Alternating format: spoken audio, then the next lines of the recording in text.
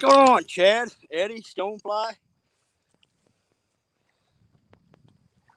Small Town, Stephen, Chunky? How we doing, Chunky? Oh, Stan. Just literally got set up. Getting a little later, late start today. Had to work a little later today, and bait was a bit of a bear getting bait tonight.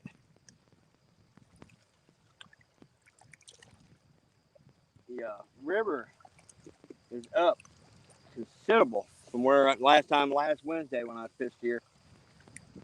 I fished a new spot Sunday with my father, and I'll be honest, it's a spot I would normally never fish, and we did really, really well.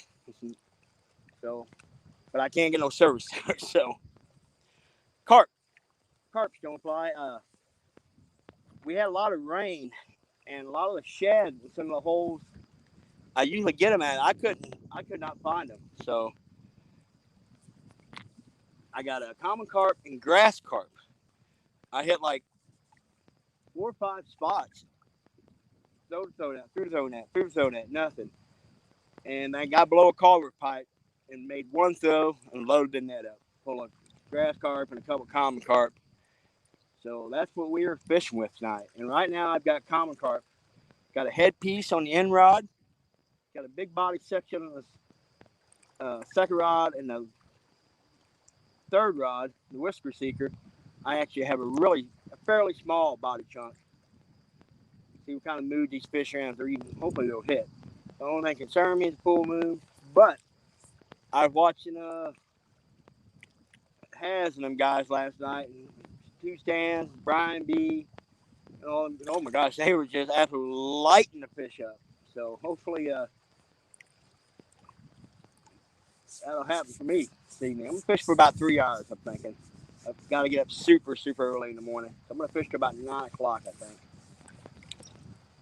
What's going on, Lyle?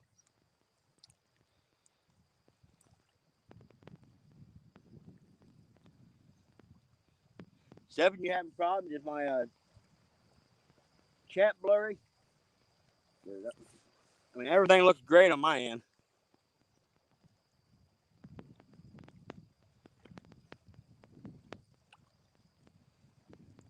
Catfish Cheryl, yeah, tell me about it.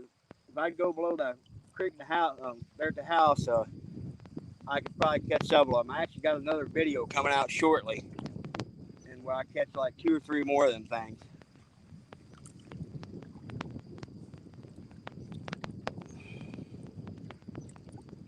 Mr. Frustrations, how we doing?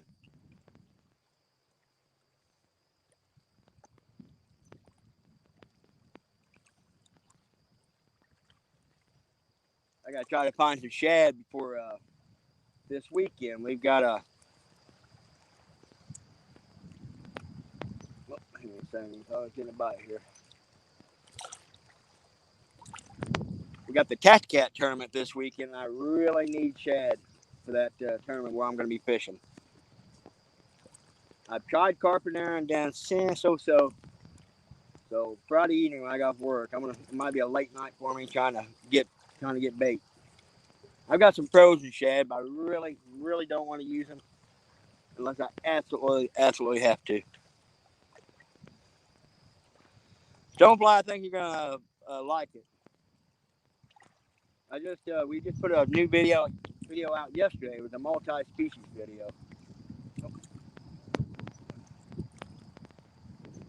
Just a rod adjusting.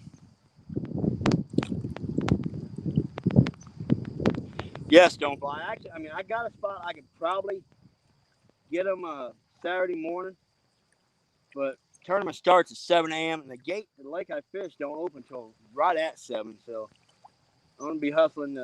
I'll probably be about I'm thinking an hour late coming in the stream.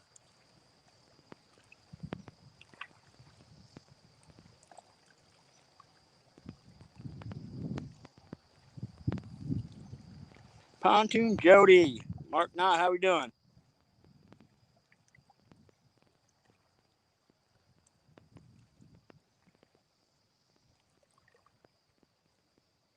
Awesome temperature though.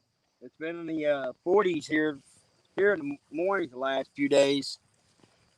and then getting into the upper 70s. So the weather's been just absolutely beautiful. But I'm not sure what kind of funk it's going to throw these fish into.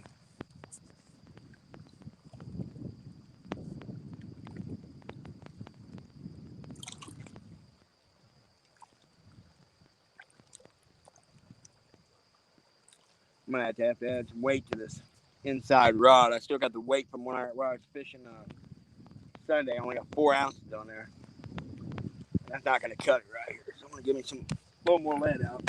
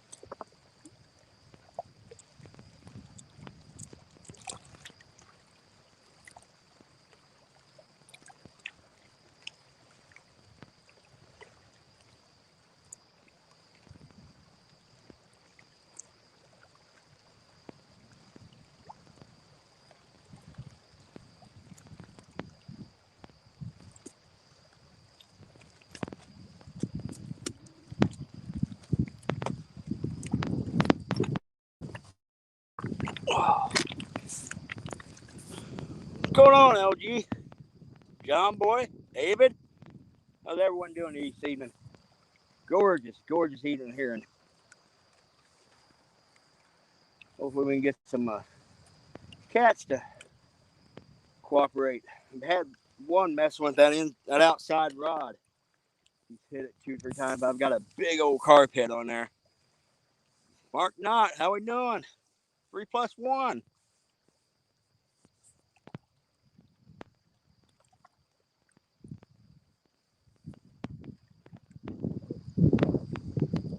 Yeah, we've had a crazy weather pattern these last few days. It's gotten really cold in the mornings, warmed up, and we've got some rain coming in tonight.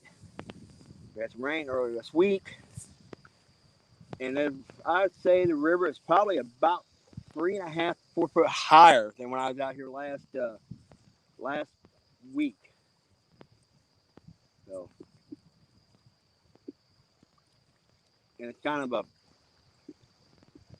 just a little tiny rise, and it's going to start dropping off again in a day or so, and it's going to drop fairly slowly. Mid-South, how we doing? Your boy Troy, how we doing? And we just got set. We've been fishing for about 11 minutes now, so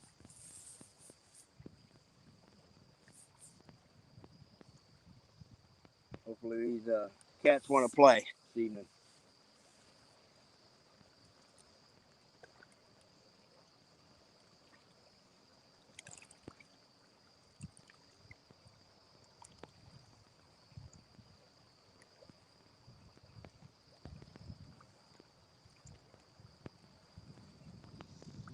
But the whisker seeker with me, I probably should have left it at the house. It's not the best rod for this type of current and stuff.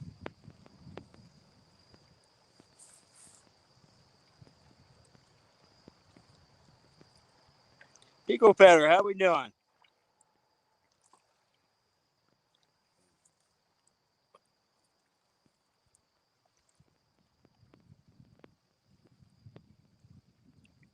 Yeah, I only bought one light with me. I usually have a ring light, and I've got a brighter light I put in the garage, but I do have it. Since I was running kind of late, I wanted to travel light. It takes me a good bit to get back here while I'm fishing.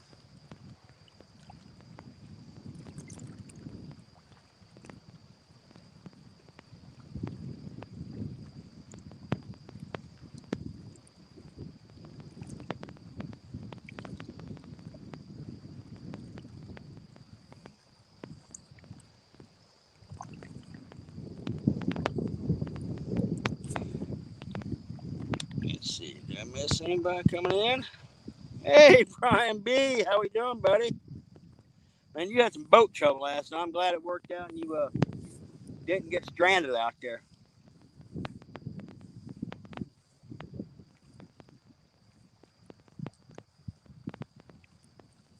I want to get a boat in the worst way, but boy, I see a lot of you guys having boat problems. Makes me kind of nervous to get one.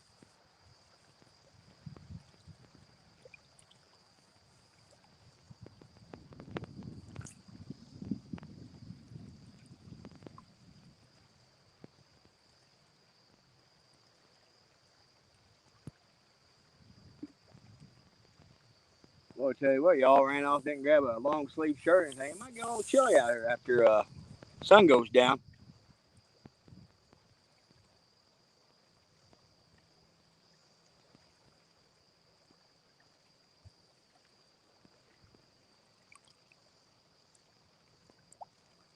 Hopefully, get lucky and hook into a couple good ones and get that blood flowing. Keep it warm.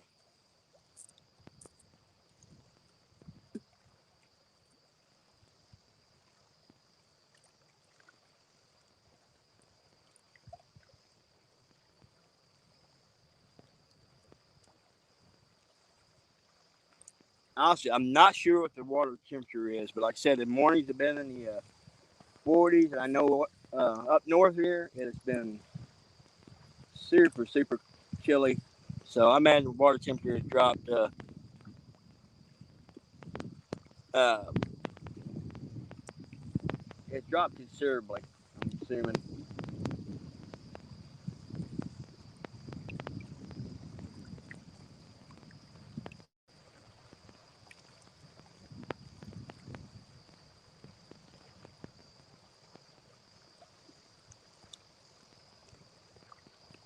Maybe this cool weather get these blues fired up.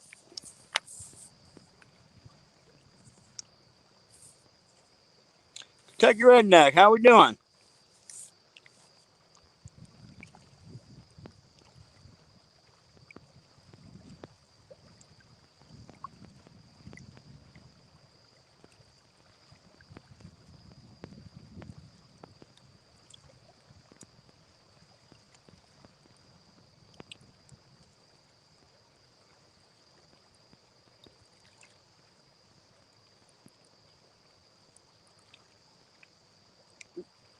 And this might be one of my last lives during the week for a bit.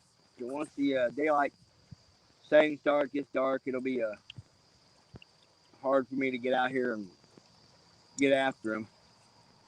But I will try to do some lives during the weekends though this winter. So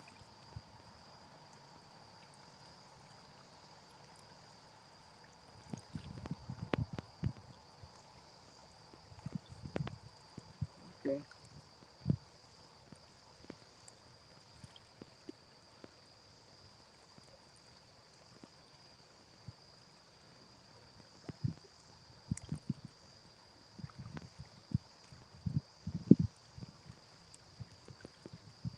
Yeah, the current is ripping. What's going on, Caballeros? Just got set up. Been fishing about 16 minutes, John. Got some big old donkey baits out on those 2 outside rods. And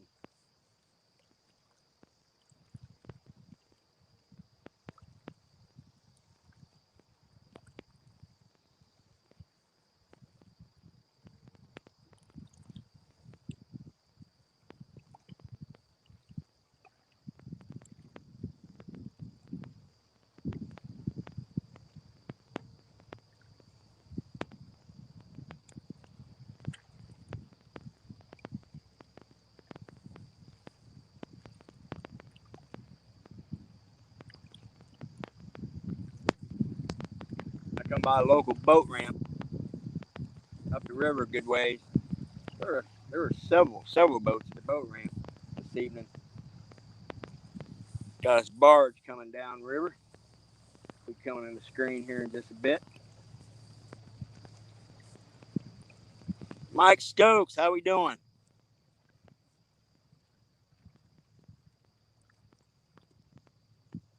Maybe get us a little barge bite going on here.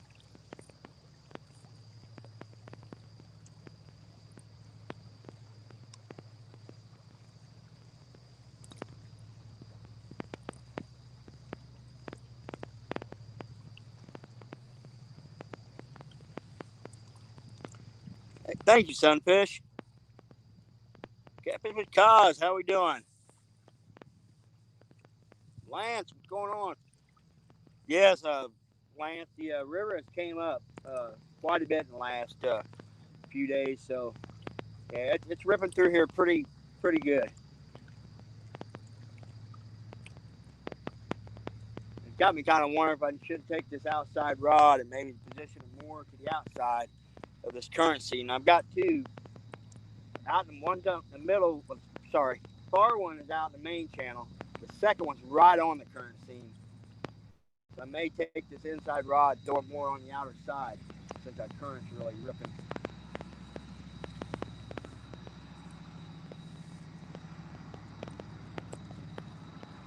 Papa T, what's going on? Cause, well, I greatly appreciate everybody coming in and watching the rods with me.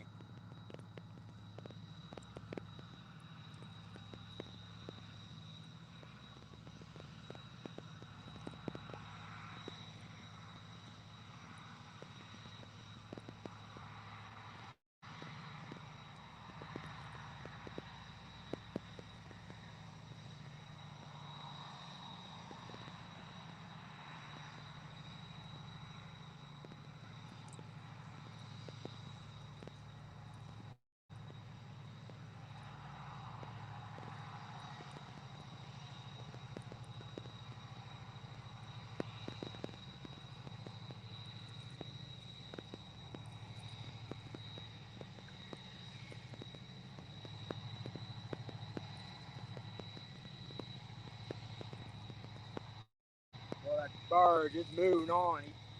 He's fully loaded with gravel. Got the gravel and mostly coal on him. He's hauling, boy. Current's ripping along pretty good. Yeah, I'm going to pick up this inside rod. I'm going to throw more to the outer.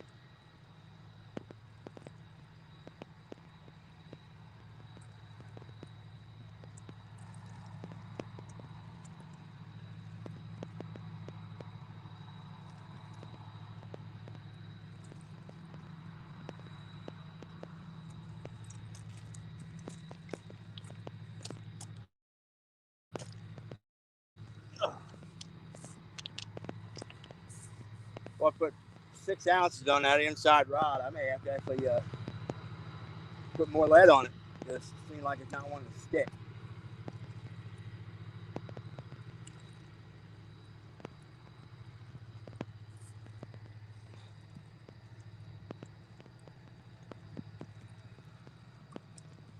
Let's see if I missed anything.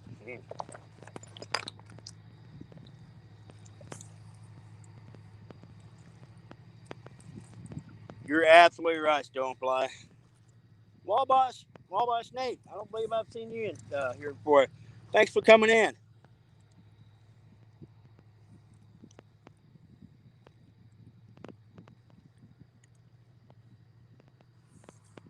Let's see if I can catch some fish for you guys.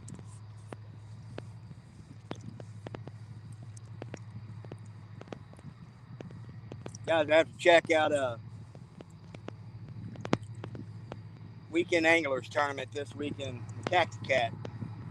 I'm betting there's going to be a bunch of fish caught in that tournament. Supposed to be really good weather around here anyway.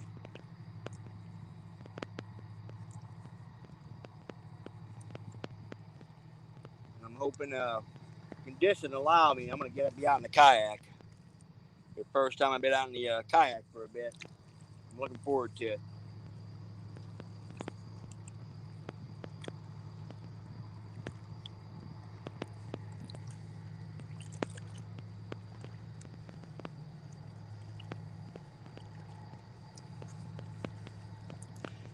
Elizabeth, how we doing? Yee, how we doing? Got all kind of folks coming in already.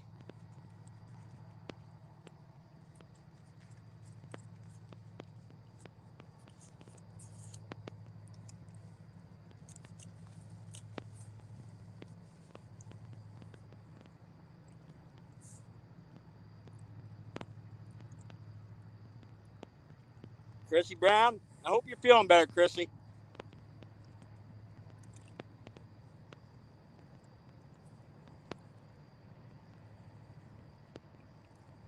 Now we got a train going by us on the other side. Got all kind of commotion going on tonight.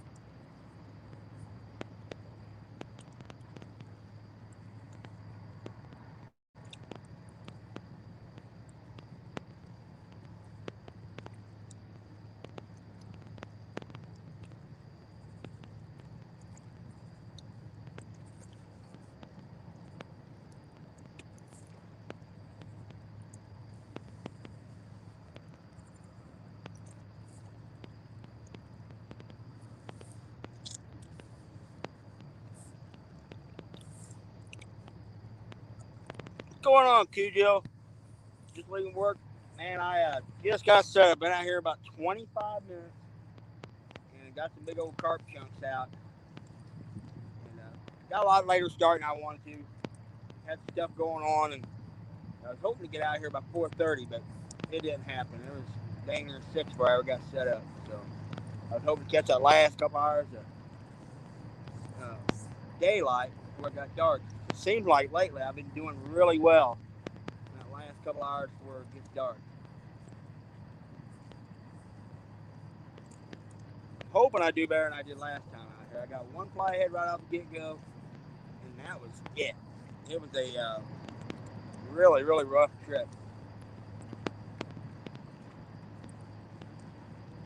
I was going to try to go live Sunday when me and my dad were fishing, but oh my goodness, that wind, it was ripping like 30, 40 miles an hour up this river.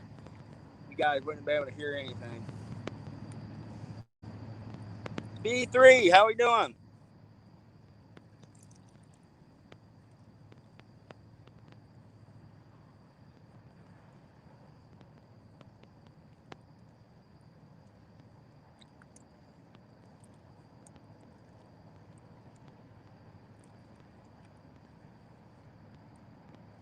Lisa Lee, how we doing? Lisa, yes, that's one thing I love about fishing this river. I've seen some absolutely beautiful sunrises and sunsets in this river.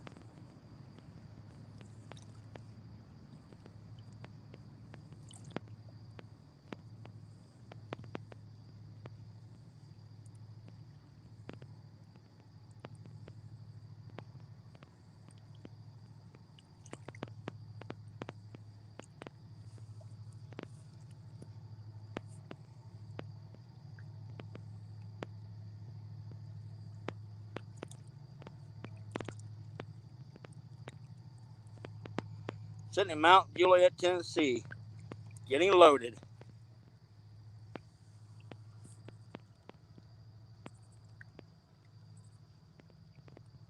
Tennessee's an absolutely beautiful state too. For the sportsman, yeah, it's just an amazing. The fishing's amazing. The hunting's amazing.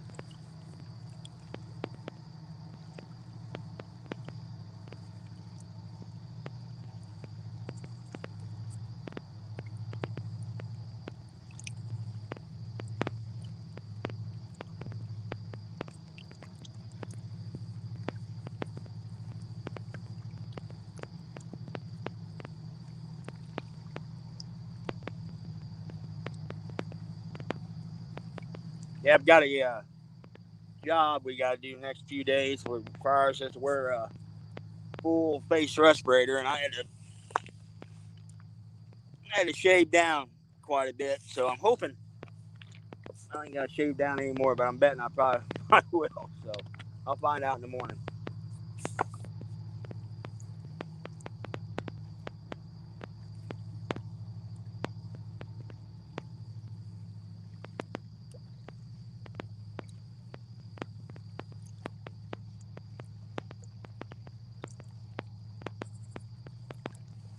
Yeah, Captain Con, I used to go to Tennessee quite a bit.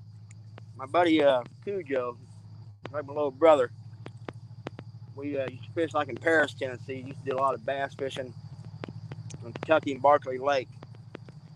And I fished below Chickamauga Dam, Nicky Jack.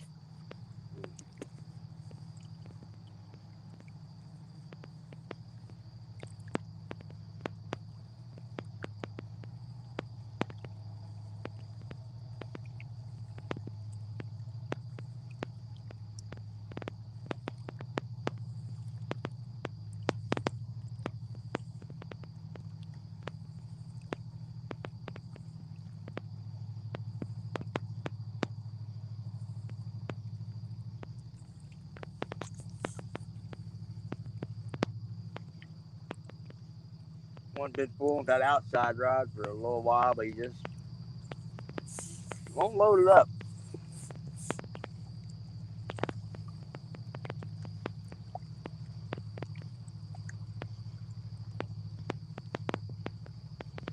Yeah, cause I have been to.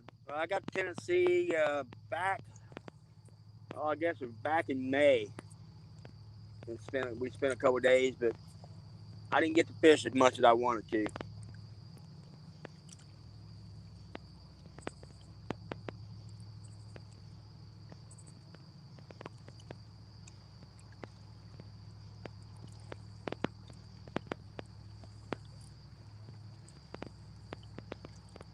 Rattle trap, how we doing?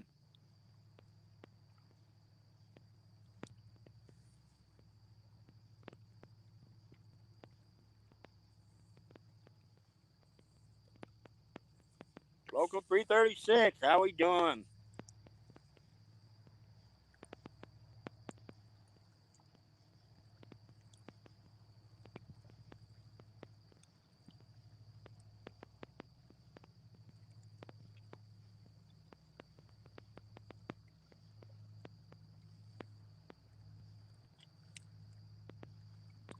Need one of these rods to double over. Me and my dad were fishing Sunday up the river a ways here, and I was getting him set up, and I threw a big bait out, and I just turned around and I just kind of leaned the rod up against some rocks, and I literally just threw it out and turned around to give him a hand, and I heard something. Boy, there goes my rod scooting towards the water. I had to chase after. I literally grabbed it right before it hit the river. Got it ended up with a pretty nice blue.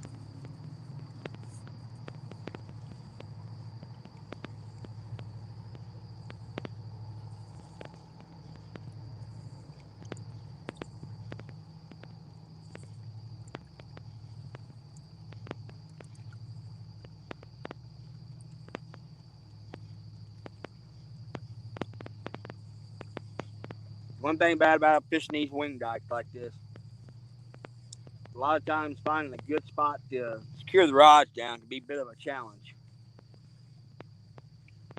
I've had my share of close calls with almost losing rods and stuff, and especially when them big blues are feeling feisty. They really want to slam the bait.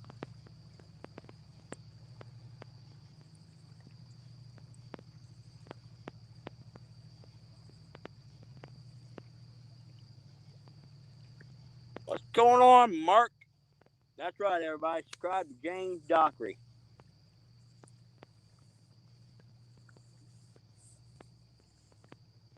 And if any of y'all new to the live stream, I appreciate you. Hit the subscribe button for me. I try to do a mixture of videos and live streams, and I will plan on live streaming all through the winter. As long as everything don't ice up,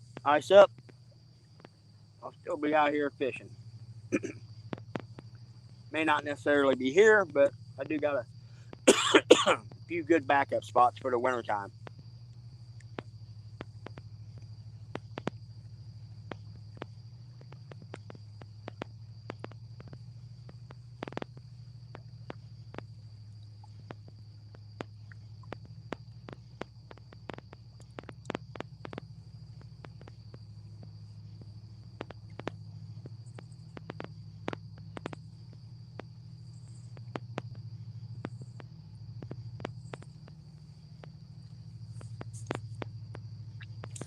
What's going on, Steve?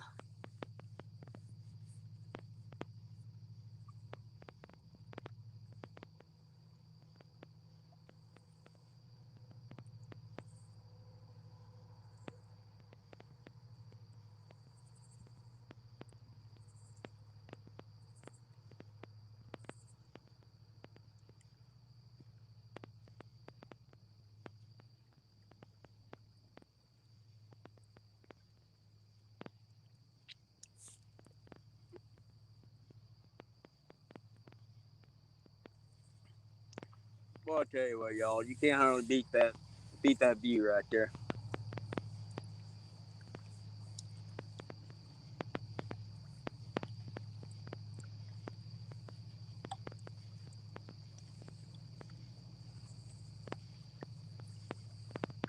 Been a really good evening to be in the deer stand. If I would have had time.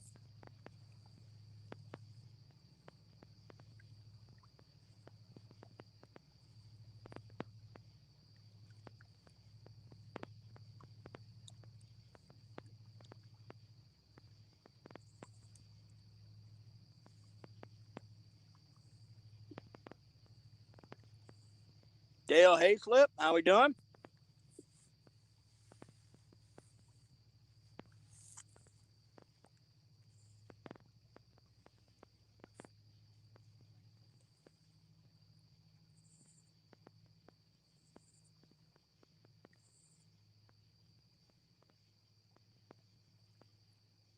I've got, as far as my equipment, what I got going on is the outside rod is a ugly stick tiger shark paired with a Garcia 7000. The middle rod is a Mad Catz Orange Crush medium heavy paired with a Garcia 6500 series Catfish Special. The inside rod is a medium heavy Whisker Seeker paired with a 6500 series Garcia. I have a Uncle Lou's rod coming to me here shortly, and I am anxious, really anxious to try it out. I've seen some great things in the rods, and been hearing I've seen some awesome videos. Some guys like Two Stands caught a massive sturgeon on one.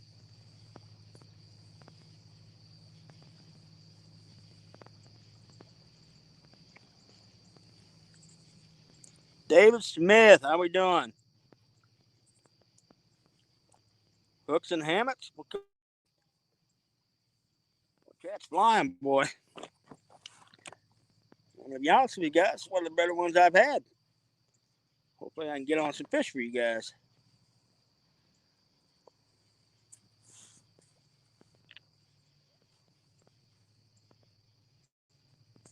be too much longer. I'm going to have to get the light on the rods for you guys.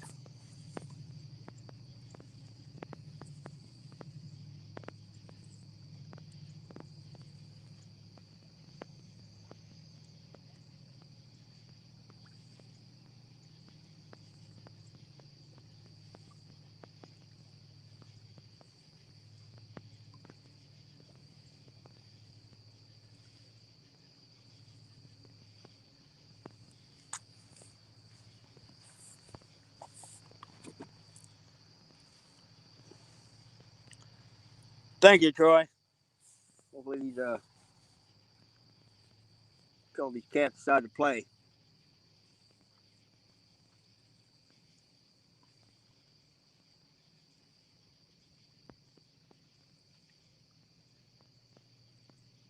I've got a couple places I could go where I could definitely get them more of a quantity of fish, but I love fishing these wing dikes because the quality's here.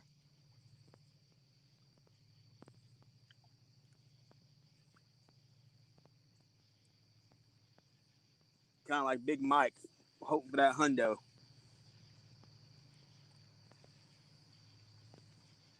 Came close out here last year, really close, but a year before rather.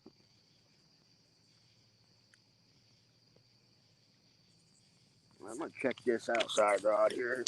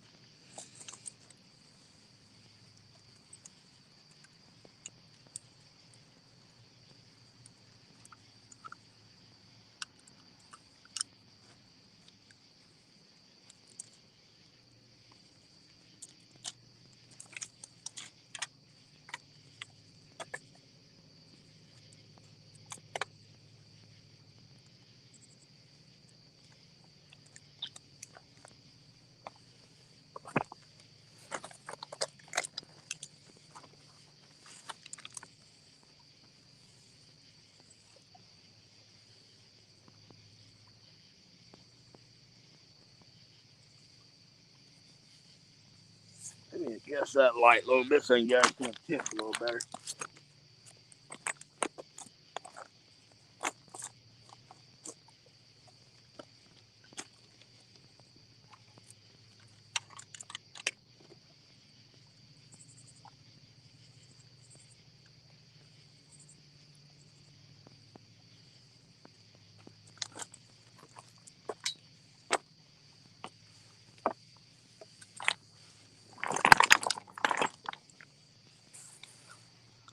Tell you what, the river comes up anymore here.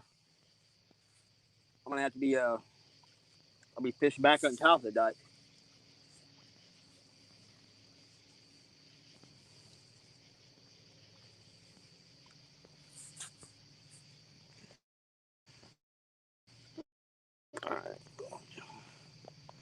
Mr. Kitty Whiskers, how we doing? How's the bite? Let's see. I've been here 42 minutes. Have a few little hits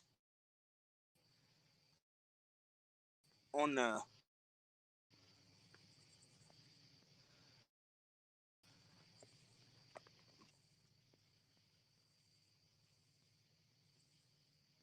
oh, oh, look at that, but that outside route, it's already getting hit. I've got a big old carp head on it, so it's kind of acting like a little guy.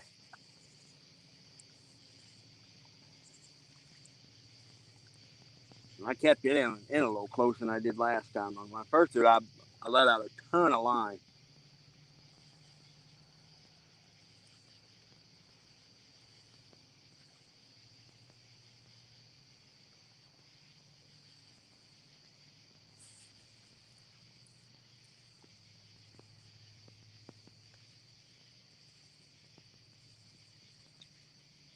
Fishing and freedom, yes.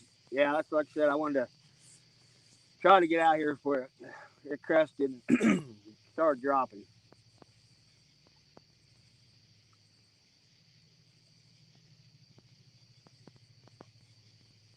I don't think all this summer there's been more than a day or two where the river has been at a consistent level. It has been up, down, up, down. It's just been. Don't get me wrong. I've done good in the river this year, but not good as I normally do because just the water levels have been just crazy.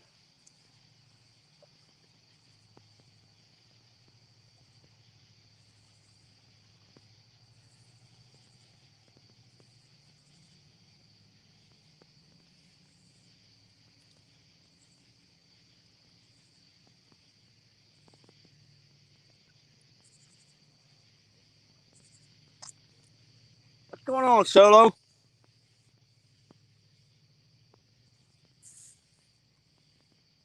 Chat is whizzing by. Kind of hard to keep. John boy, you're all right. Miss Chrissy Brown has had a holy cow. She has had a rough year. Oh, oh, come on, hit it. And she took a bad fall back this August on the Ohio, broke her ankle, and she's had other health issues, and she's been sick, and so hopefully she's recovering. I hope to see her and Ernie in the Tax Cat tournament this weekend, but she's still not quite up to snuff yet. That's right, Mr. Kitty.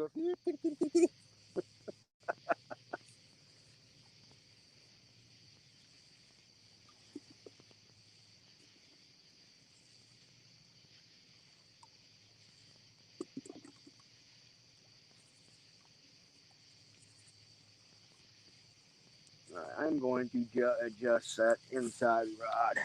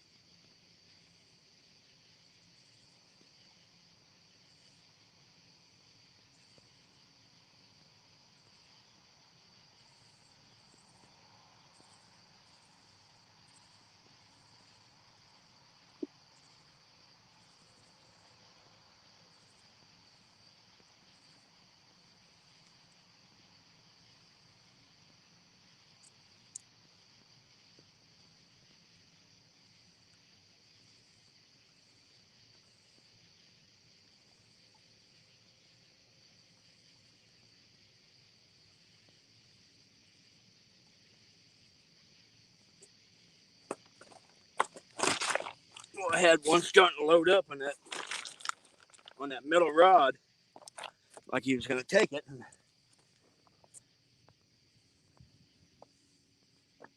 We'll give him a bit. Maybe he's chewing around on it. Maybe I'll decide to commit here in a bit.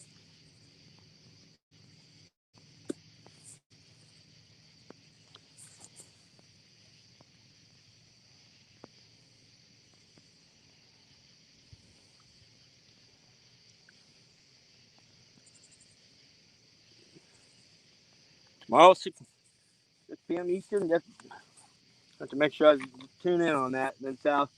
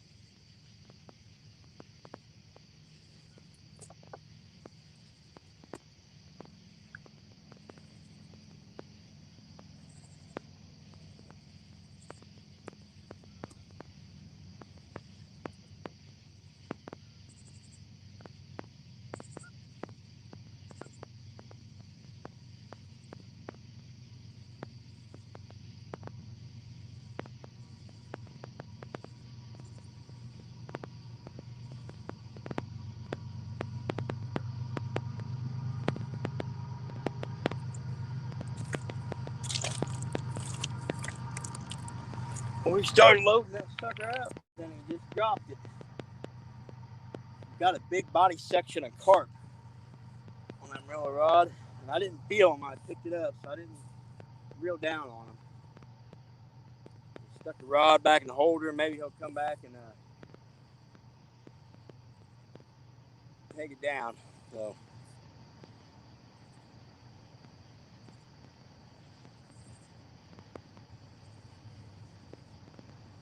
What's going on, Big Matt?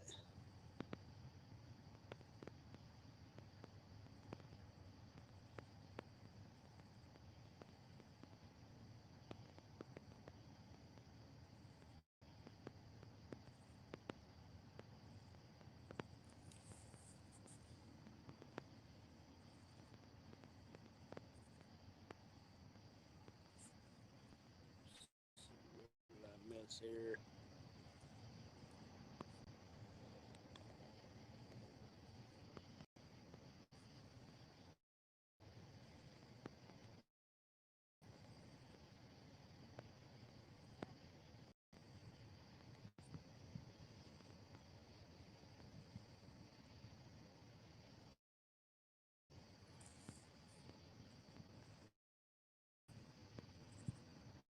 I think Mid-South looked good walking.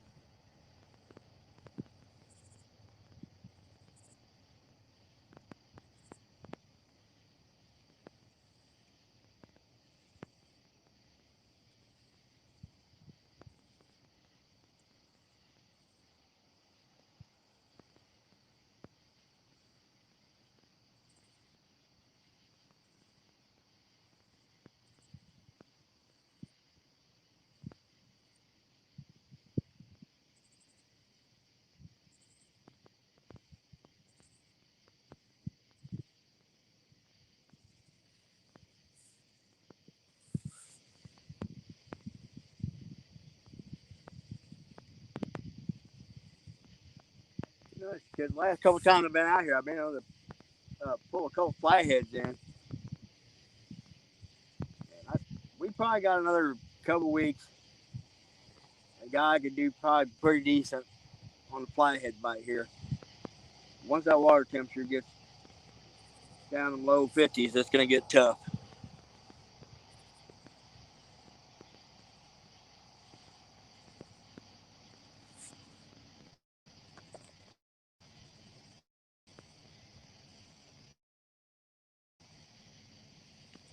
Mark, I started to load that middle rod up, and I should have went ahead and cranked down on him, but I picked the rod up, and I did not feel to see if it'll come back. And it was like a super aggressive hit, but I've got a big old body section of carp on that middle rod and a big head chunk on that outside. So I would like to think it'd take a decent fish to load up on it. But I've caught plenty of small fish on them big baits before, though.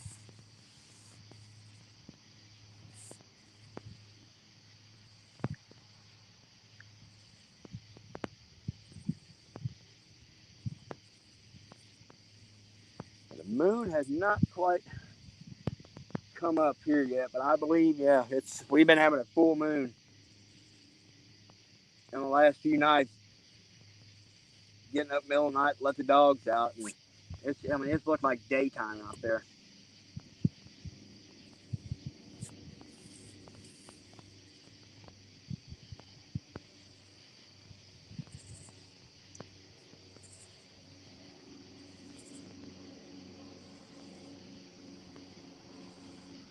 I'm gonna give that middle rod.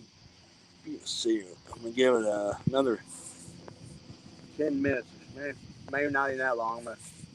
I'll reel in and check it. Make sure I'm not out there fishing on credit.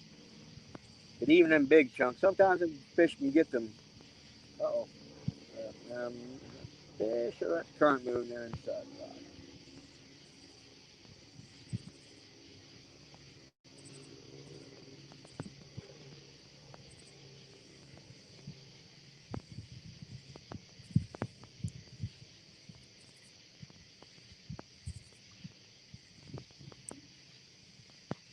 Yeah, I think the current moving that inside rod, that sinker come up.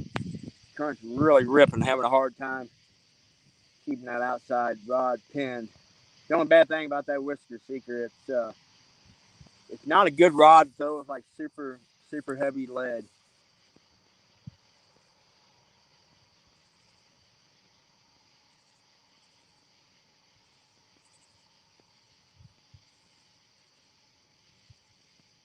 At least the medium heavy is not. I imagine the heavy action would probably do really well out here.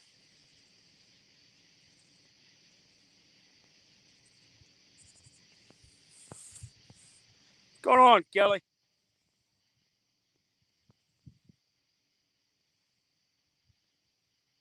Off the res.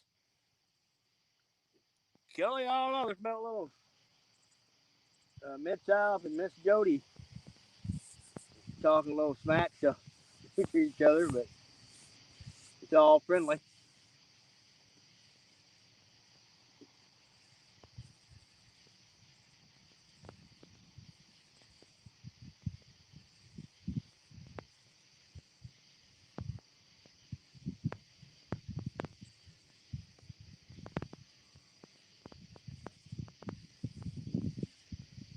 What's going on, Luther? 351 Cleveland. How we doing?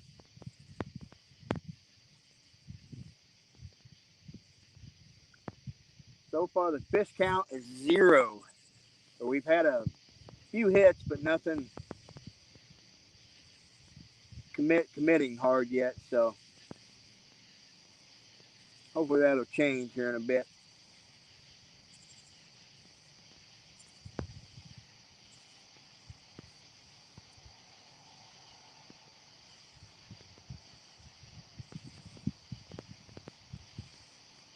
Or if you guys like multi-species video fishing, I dropped a video yesterday that you guys.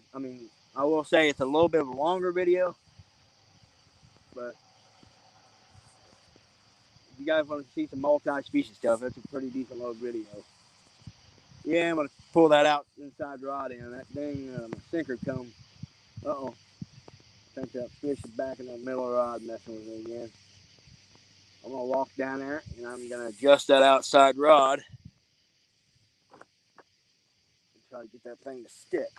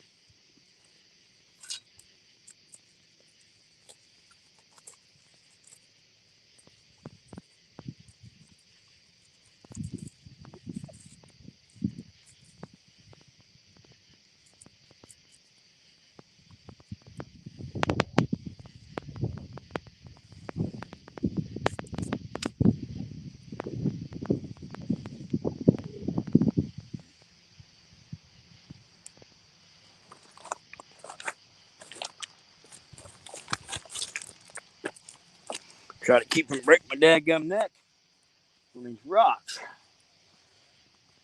The river came up the way it did. I don't have near the room to maneuver out here.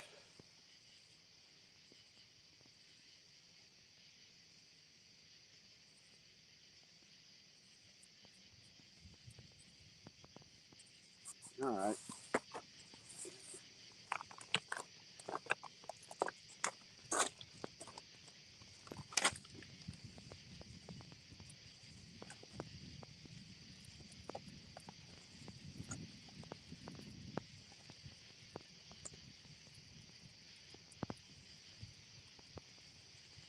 Nope.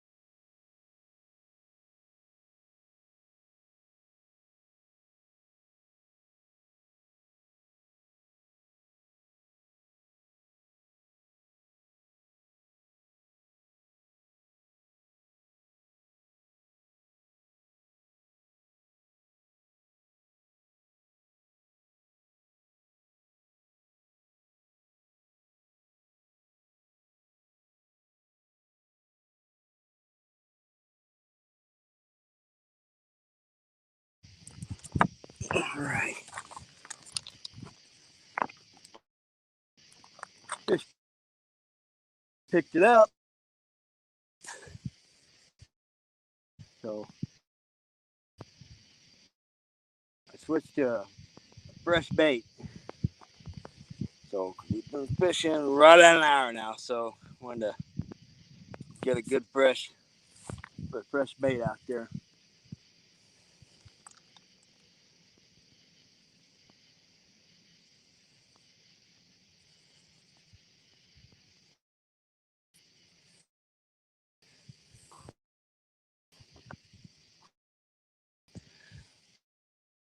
Let's see. It's a friendly little competition between each other to see who's better between us and the creek.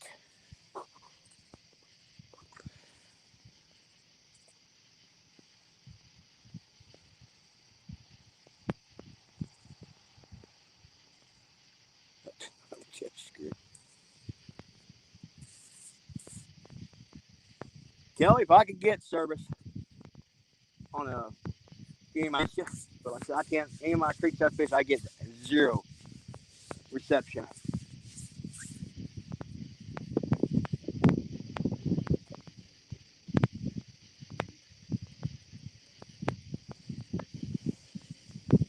Animal, what's going on? Chance, my money's on Kelly for falling in the creek.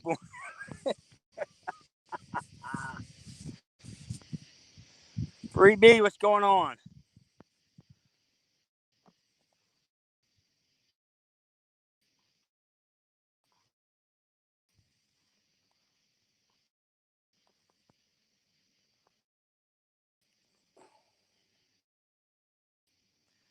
Hey, what's going on, Rod?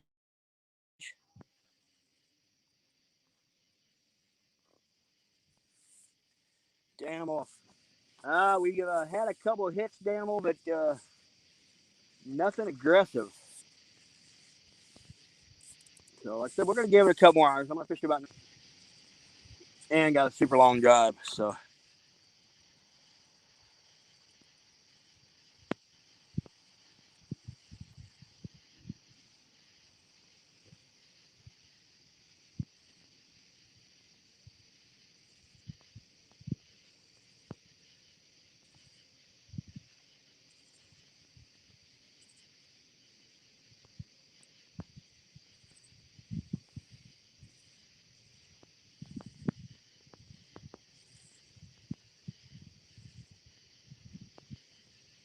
Tim Molina, how we doing? Well, chat is rolling tonight.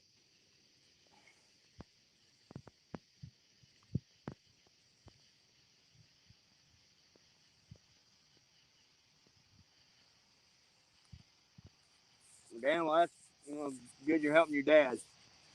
Anytime my dad has anything come, I try to get down and help him. The only problem is he lives a little ways south of me. It takes a little bit to get down there. With my work schedule, a lot of times it's hard for me to get down there.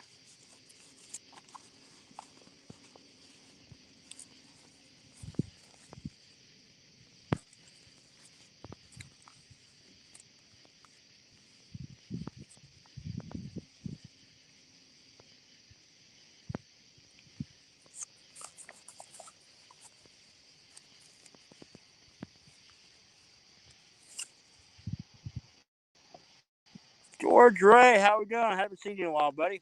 Glad you came in. Static, everybody came in.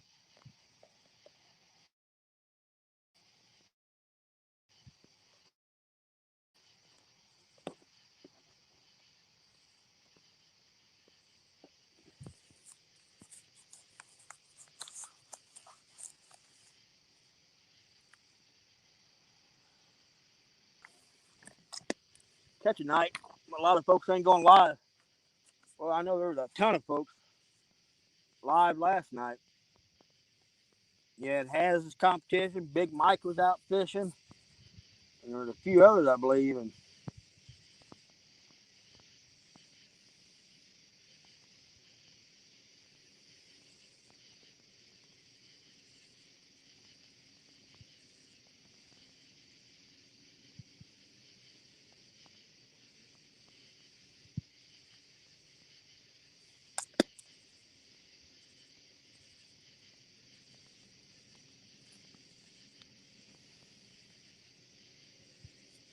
Mr. Chad Fields at the Fishing with Chad, he put on an excellent tournament the last couple of weekends. Couples fishing tournament raised over $1,000 just for charities.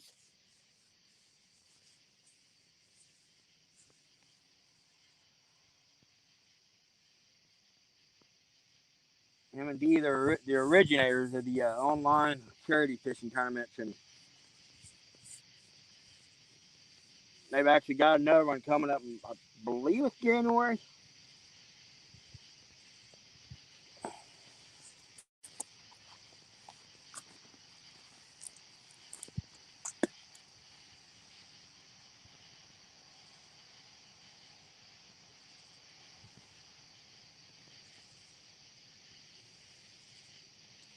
That's right, Mid South. That's what these little tournaments are about. Just like getting out, having a good time. It's fun to bust each other's chops a little bit as long as things don't get too serious.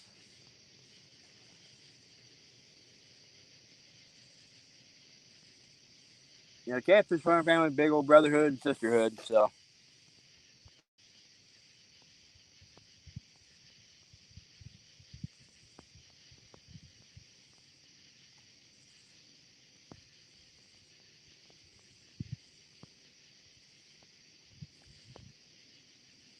come on, kitty, kitty, kitty.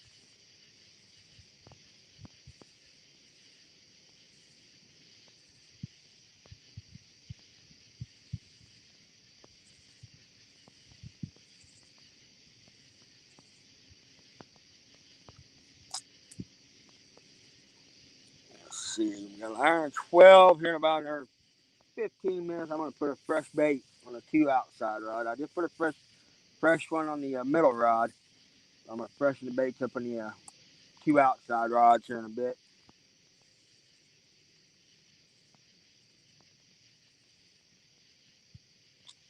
And I switched up to a grass carp section on that middle rod. See if they like that better than the common carp.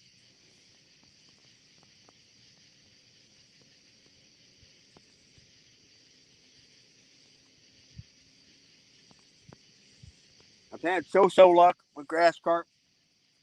It doesn't seem like they're near as bloody as like a buffalo or a common carp.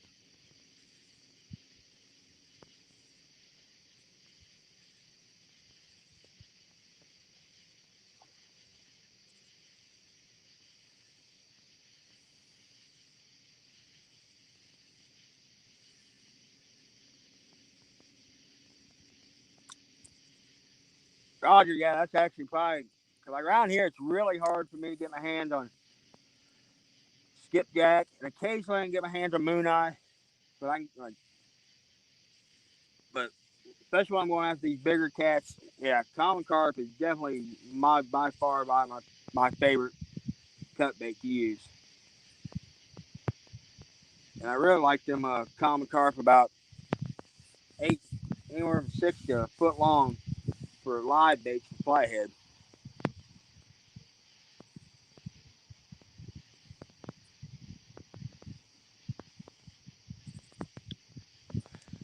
But Roger, I am off the end of. Oh, hang on a second. Got a little tap off the whisker seeker here. Okay, I'm Roger. I'm on the end of a wing dike, and I am fishing a big current seam going into a scour hole that's probably about 80 yards out. So you can throw them baits out, and I'll just keep my finger in that spool until I feel that bait roll off into the edge of that scour hole. And I try to get it right on the edge of that scour hole.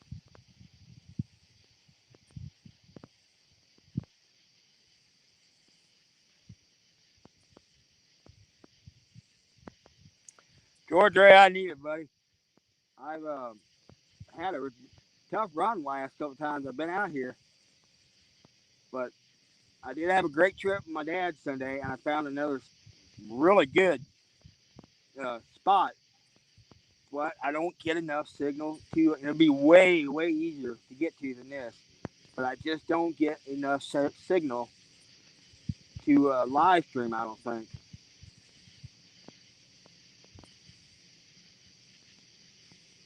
All right, something messing with that outside. It ain't very big, but I'm gonna pick that rod up. He's been chewing on it for a bit.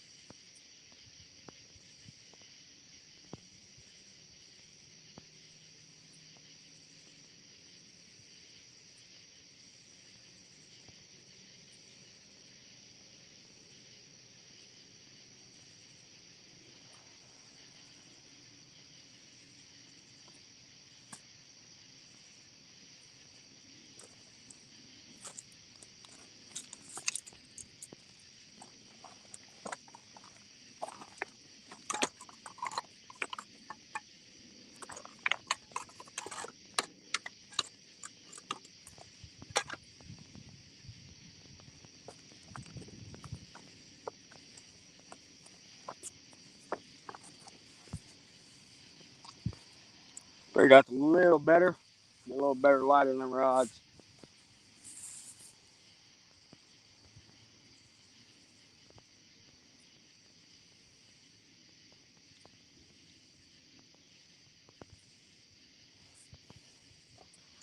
Going on, regulators.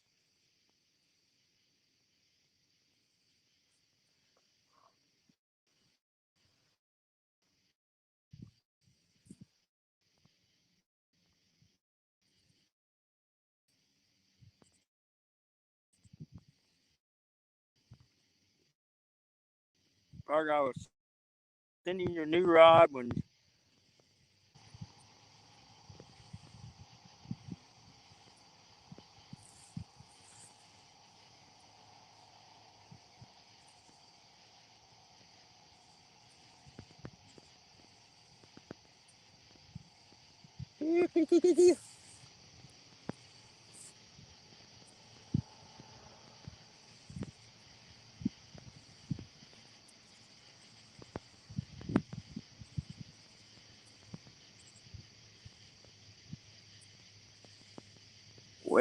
Way down the river. It's lightning. We got the weather coming in, but it's not supposed to be here until uh, around midnight and stuff. So I'll be long gone by then. I'm gonna fish till about 9, and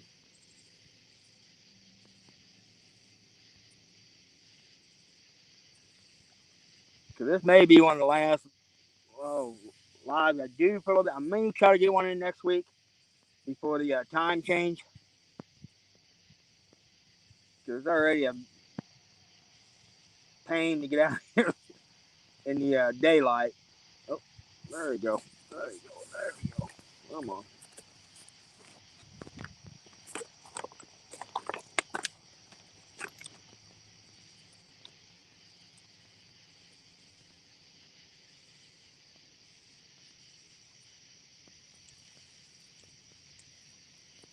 Dang it. That little dink hit.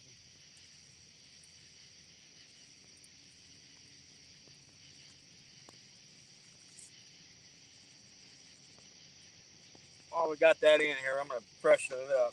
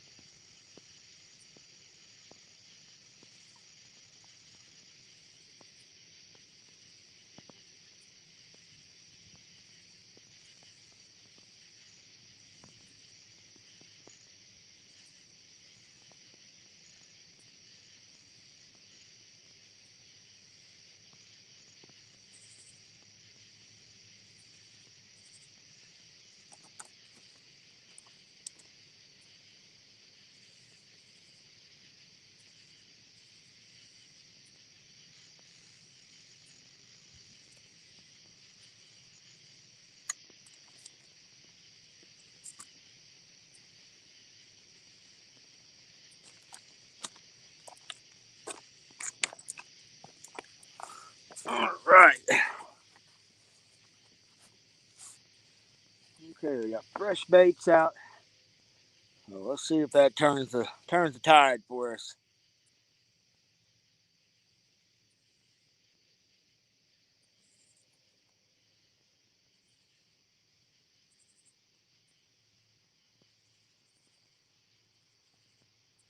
Yeah, Miss out that old 7,000. She's I need to do a complete teardown on it. I've had that reel a long, long time, and she has served me well. But I definitely need to tear it down and put it probably. I'm guessing the worm gears are probably starting to go in it. Especially when I'm throwing them bigger baits, I really whip it out there, and that's harder than worm gears on them reels.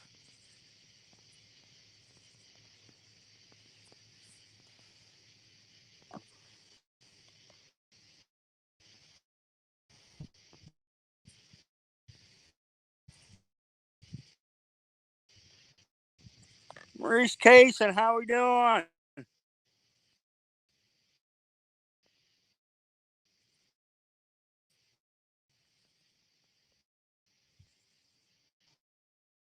Not betting on this one. Yeah, full moon, Joe. It makes it tough, especially on them flatheads.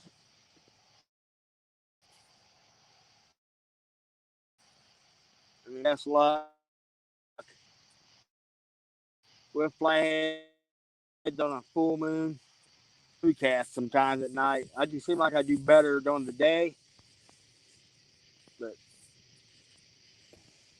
actually, the full moon is back behind the phone here. I can just see it peeking through the trees. So here's another hour and a half. So it's gonna be up over the trees. It's gonna look like daytime out here. All right, Danimal.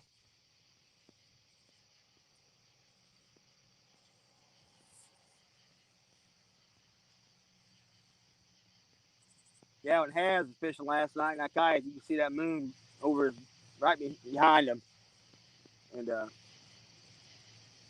he was putting fish in the kayak, but just not like he normally does.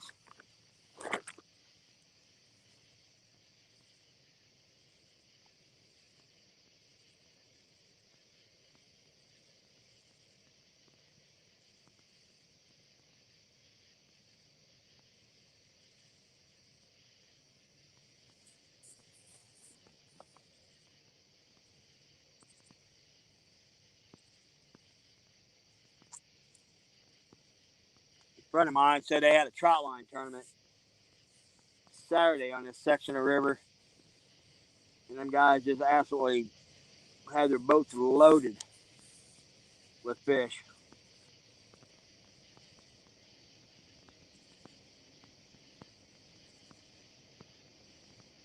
Polar plunge. Woo! Aaron, I think you guys need to wait around in November, December, and do the polar plunge.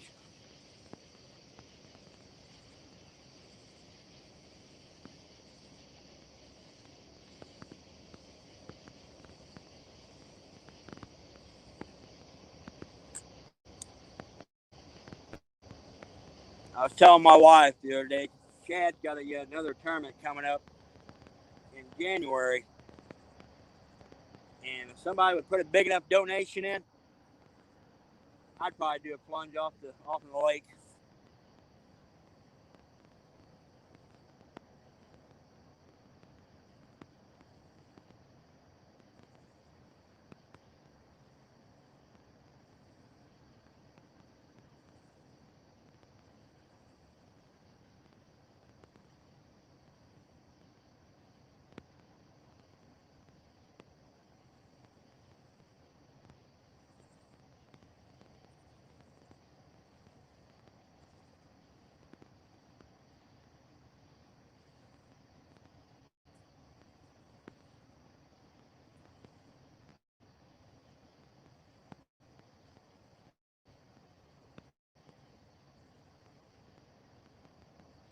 Another train rolling by. Air run. Coming up in Oklahoma, yeah, it's I'm looking through the trees back behind me, and I can see it just starting to peak to the huge ridge system right on the other side of the up the bank from the river here, and it's just starting to peak up over that ridge. Another hour and a half, so that thing will be up over them trees, and it's gonna be bright.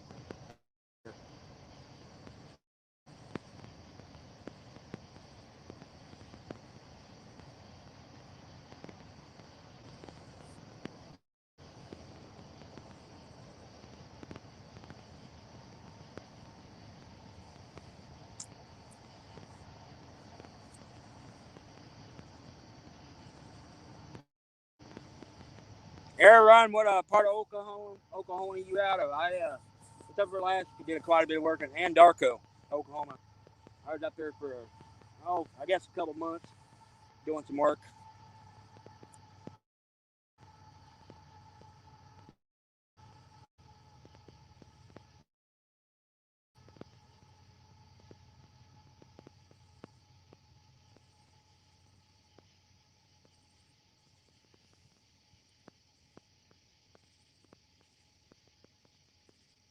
Mm. You guys got an early muzzleloader season there, run. Bow season's in it started here in the 15th, and we're actually starting to see a little bit of rut activity here. Bucks are starting to get on their feet a little bit, but it'll be another couple weeks before it really gets good. But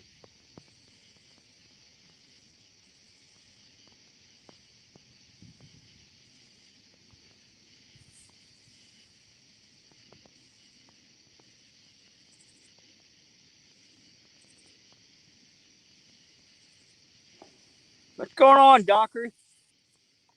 Dockery, it's been a tough one out here tonight, buddy. I've had a couple hits, but nothing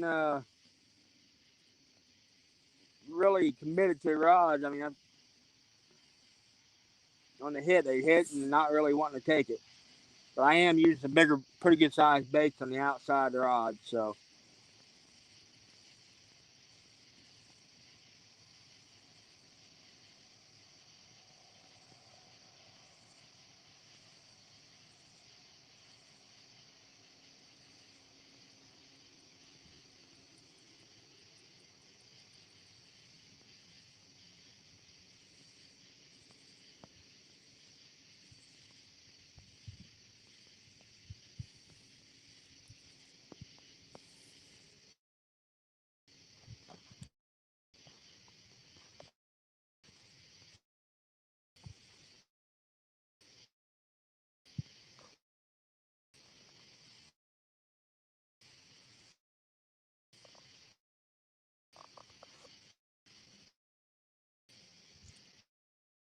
how we go on? How we doing, Epic?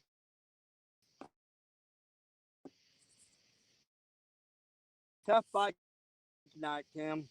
Just kind of peck around on him, but nothing, no serious hits yet. Bait on this inside rod.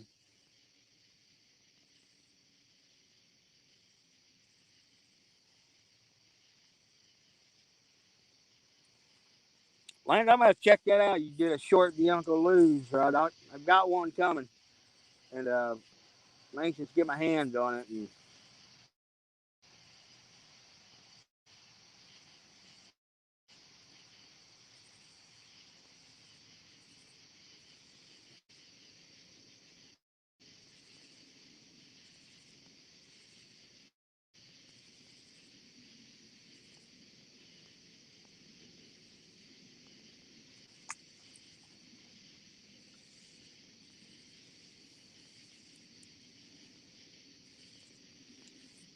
Betty, Brandon, it's been tough so far. I've had a couple hits, but nothing serious though. I mean, if I was smart, I'd probably downsize the baits on the two outside rods, but I'm hoping for a, I'm hoping for a big one on those 2 outside rods.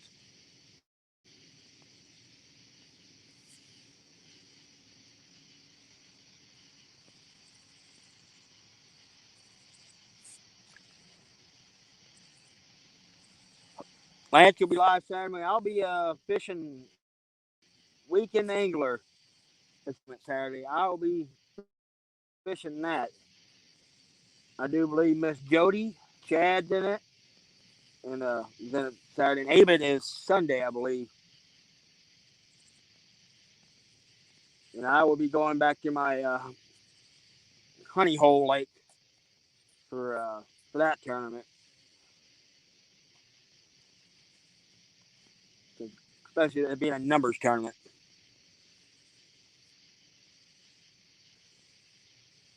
If any luck, the weather cooperates, I'll be in a kayak and be able to do some drift fishing. Cover a little more ground.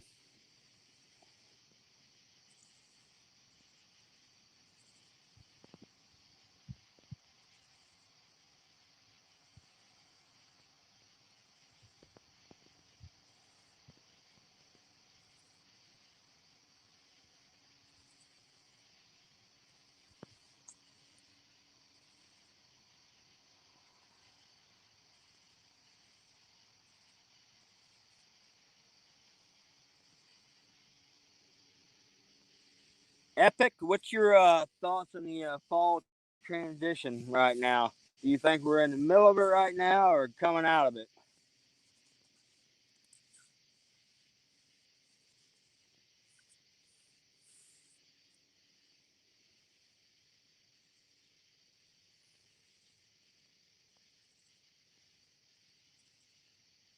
Skull Rush, how we doing? Greenwell, what's going on, buddy? Mr. Mike Greenwell, bumping Mike.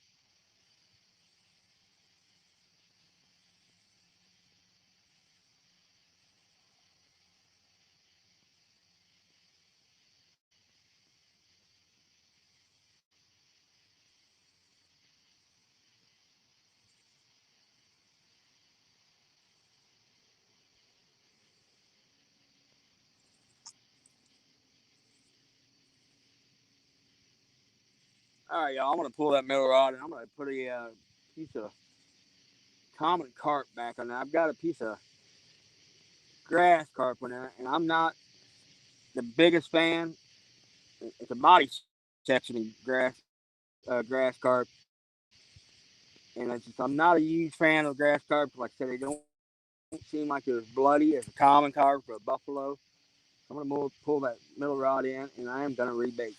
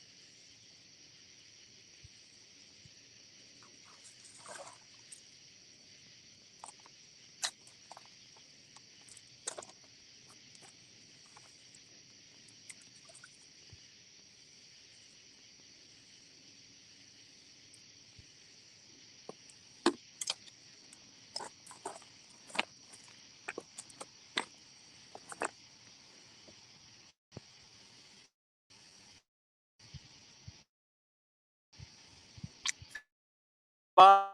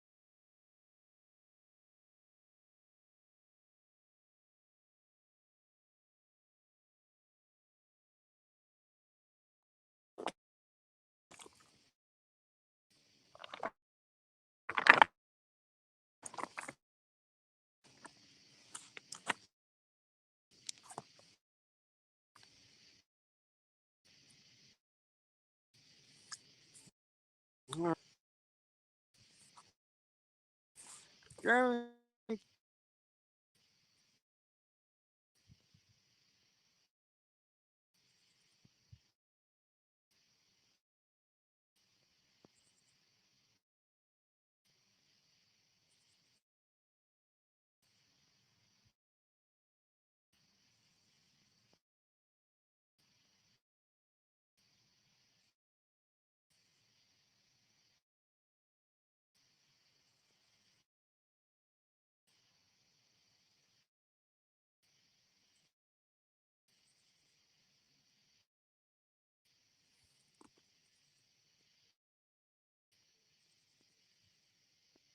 take down catfishing. How we doing?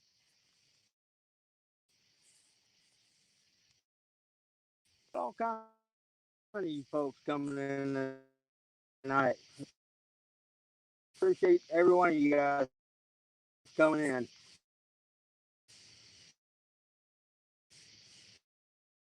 Wish the action was a little more intense, but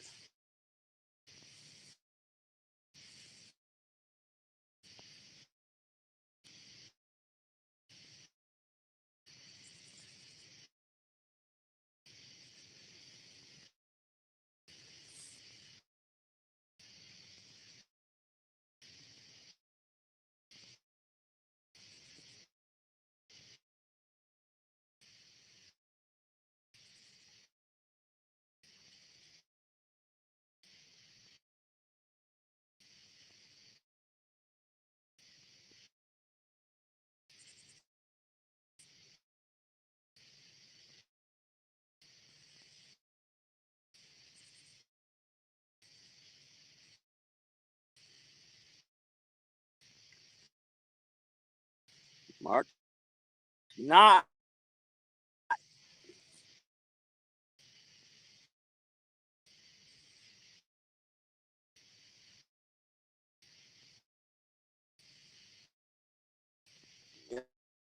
29 wonderful people in the chat.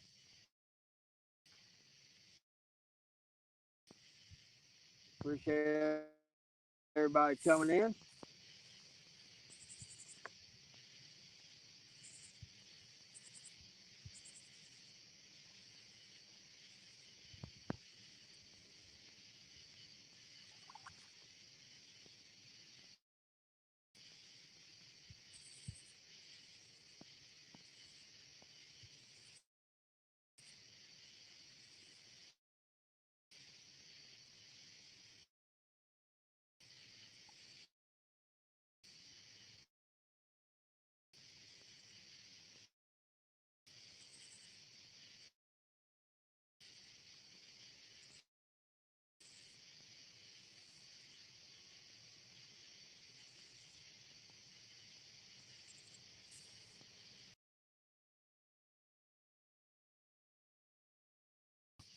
40s and getting up in the 70s on a day.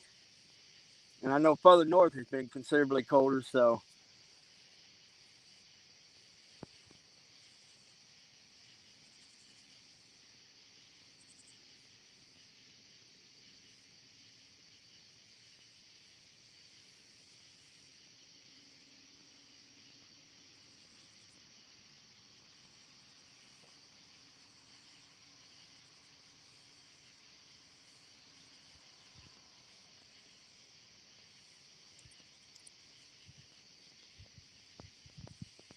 boy, that moon is rising fast.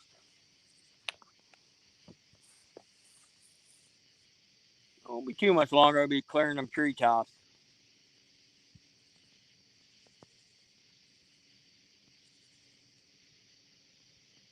Not exactly my favorite conditions. What's going on, two stands? Stand three. Hey, how we doing? Man, you guys absolutely lit them up last. You guys were on fire.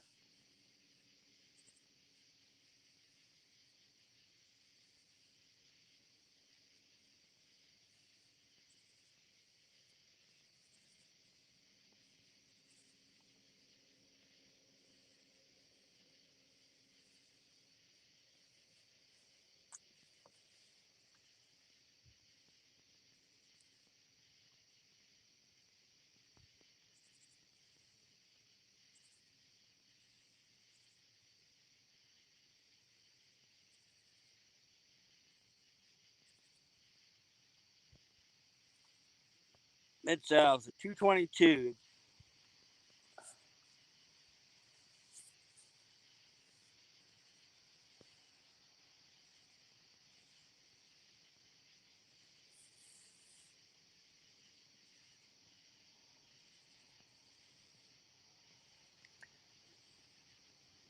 Yeah, Scan. Dad had to. Daddy had to come in and put the smack down and reassert his authority.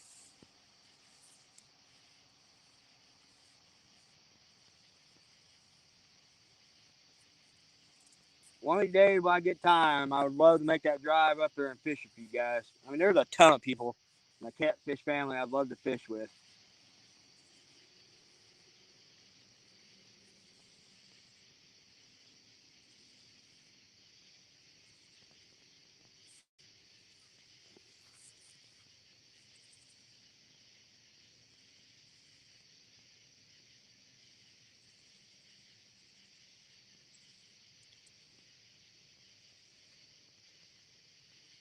If everything goes right, Stan 3, I'm hoping to, like, I'm going to be in a kayak for Saturday for uh, Josh's tournament. I'm hoping I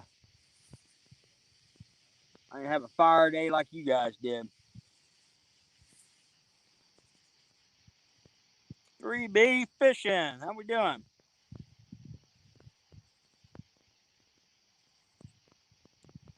Mid-side with Kelly's from. Kelly, for some reason, I'm wanting to say Kentucky, maybe, or Indiana.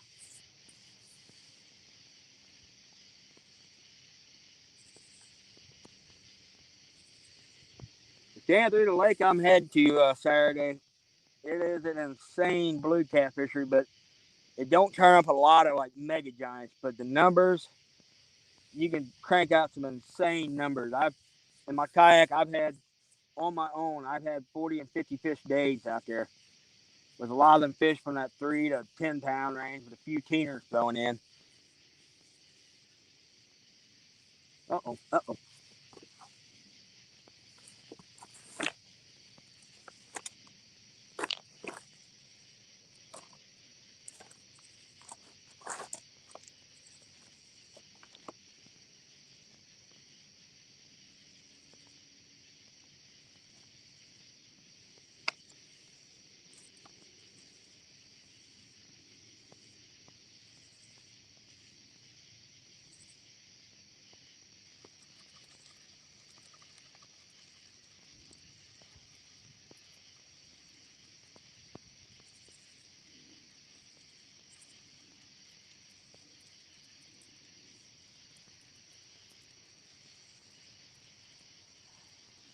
Missed them.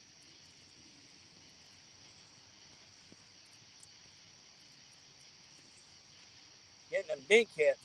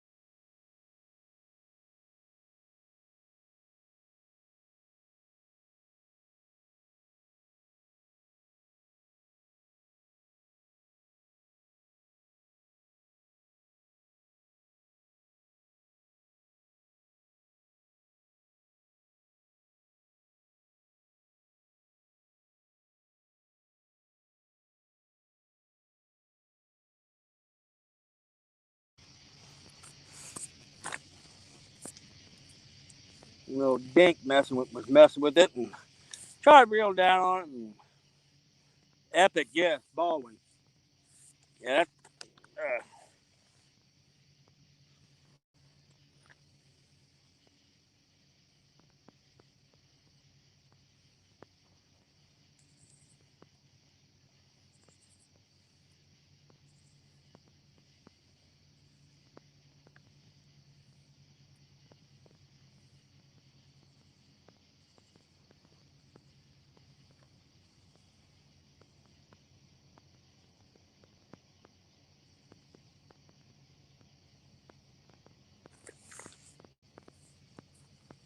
got another barge coming down the river. He's got his front running lights off. Don't think he's running his spotlight off the pilot house. I'm sure you guys can hear him.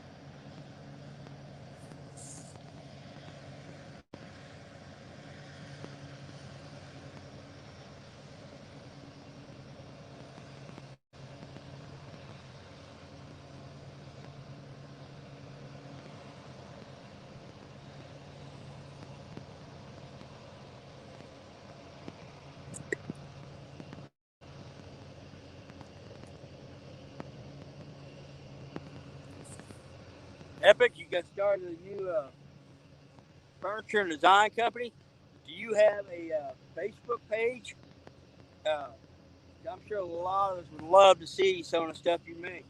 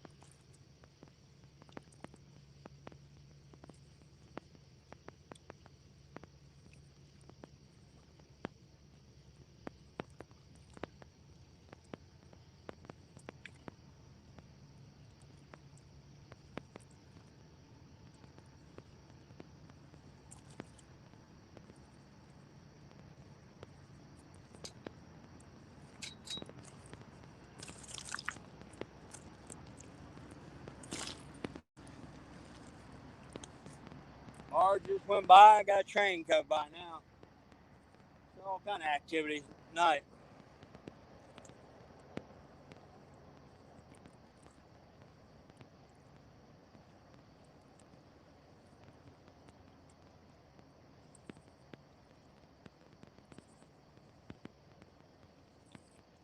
Brian B., what was your boat issue last night?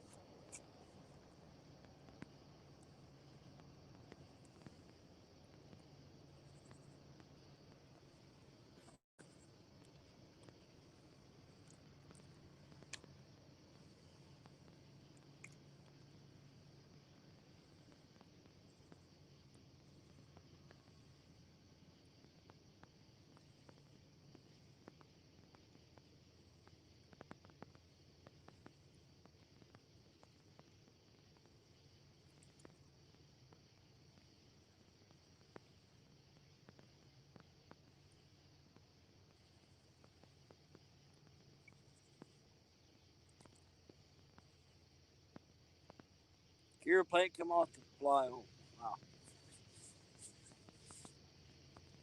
Hopefully you can get that squared away right away and get back after it.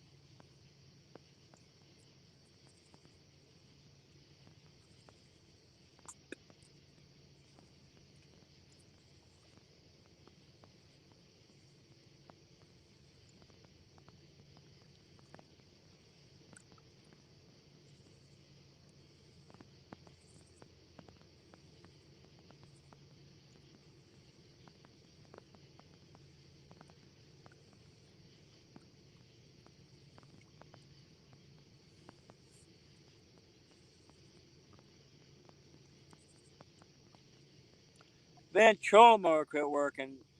Holy crap. You know, it's probably a good thing we're live. Because everybody was worried about you last night. And it's not a good feeling being on the river stranded.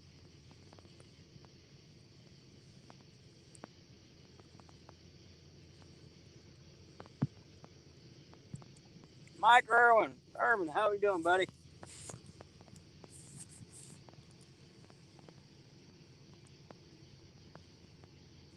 We need somebody to send some mojo my way. They're not. It's been a rough night.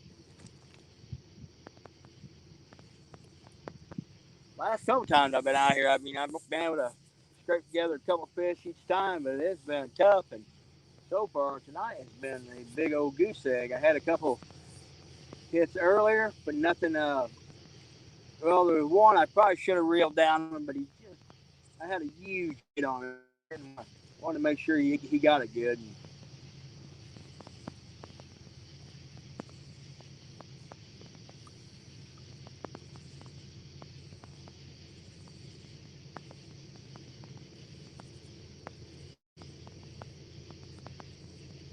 But I'll tell you what, this weather though out here is absolutely great.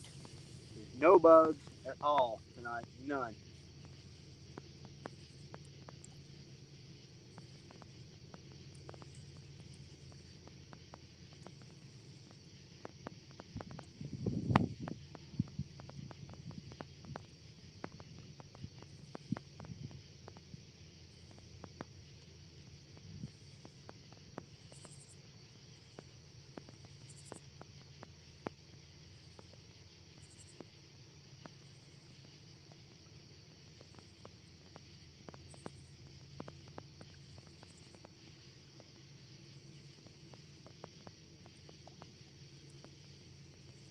Michael Williams, good evening. I need it, Michael. I need it, buddy.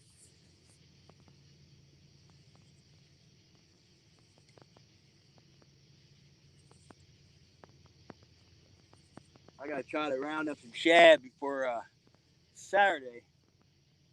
Cause the spot I'm fishing Saturday, that is definitely the best bait by far. And it could be a late night for Friday night. Try to round up shad. Cause all the places I normally get shad, I haven't been able to get any.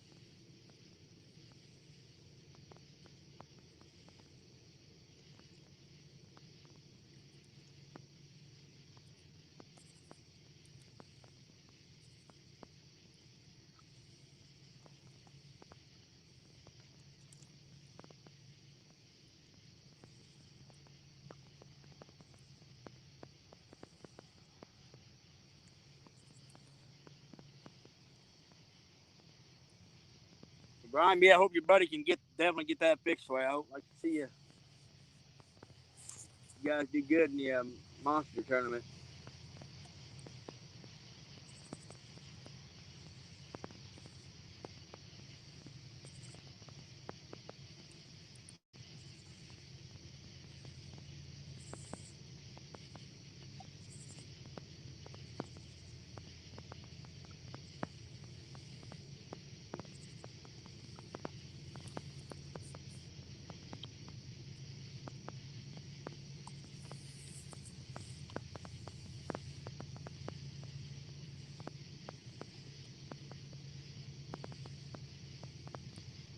Come on, need a big takedown.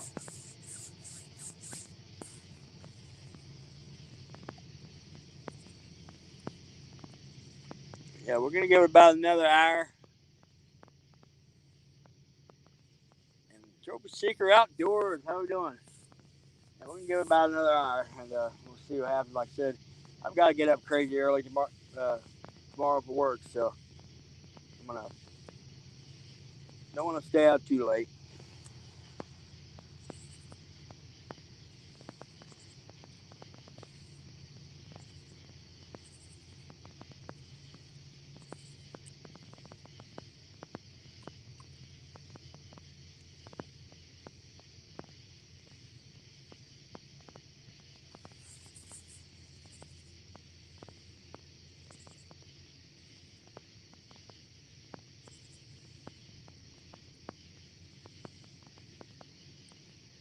We got 31 people in chat. Appreciate every one of you guys coming in. Thank you.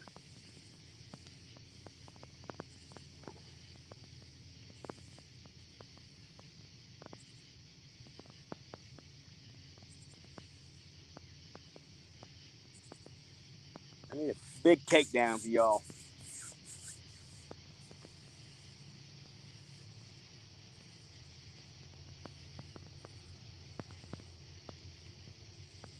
Moon is almost over the treetops here.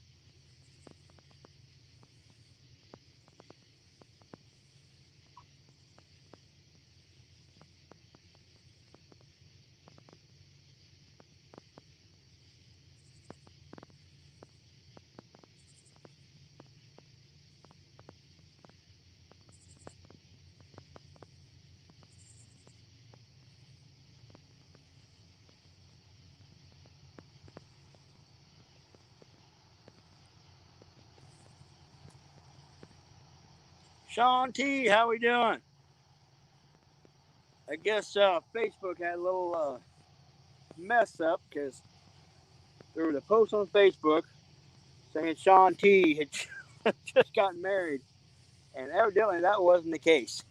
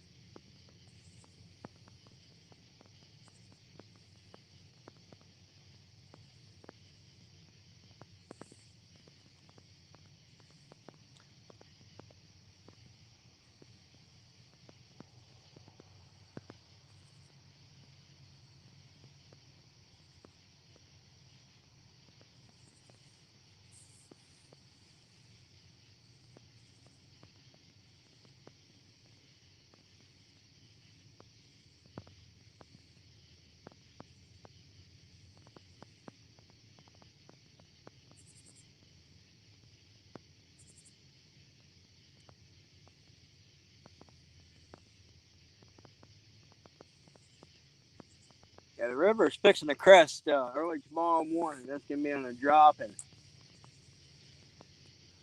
so the fish is gonna really get tough. Man, I can't imagine being much tougher than it is right now.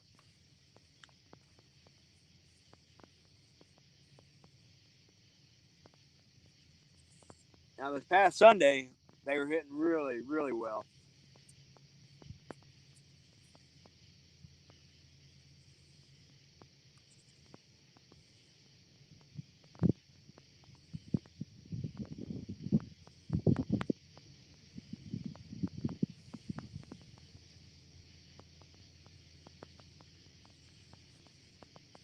252 Outdoors. How we doing? Getting a lot of new folks coming in tonight. I've never seen. I greatly appreciate everyone coming in.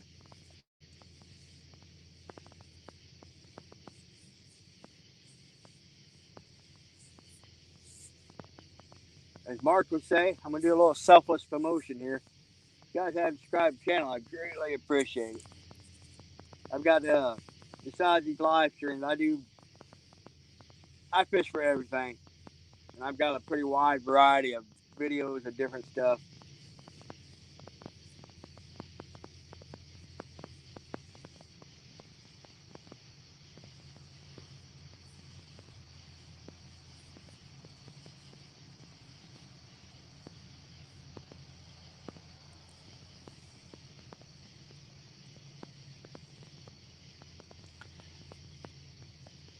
Takedown, Kevin. I think that's been the question of the night. Everybody's wanting to know when Epic can get back out and do one of those epic adventures. Him and Catfish Hero, Sean, they they put on a great live stream, man.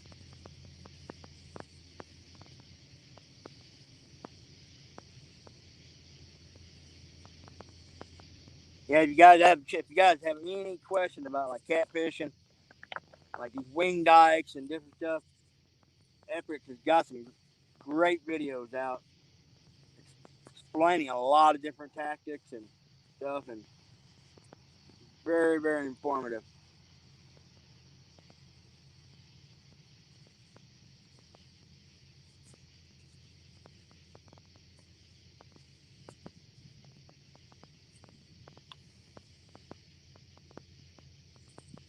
Circle hooks, how we doing?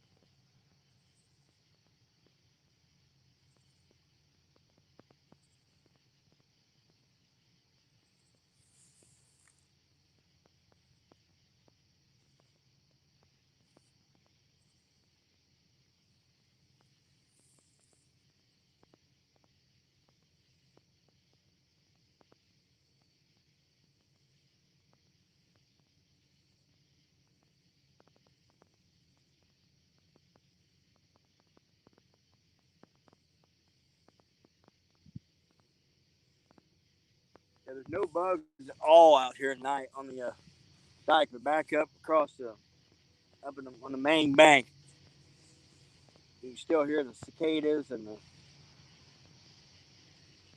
singing like crazy.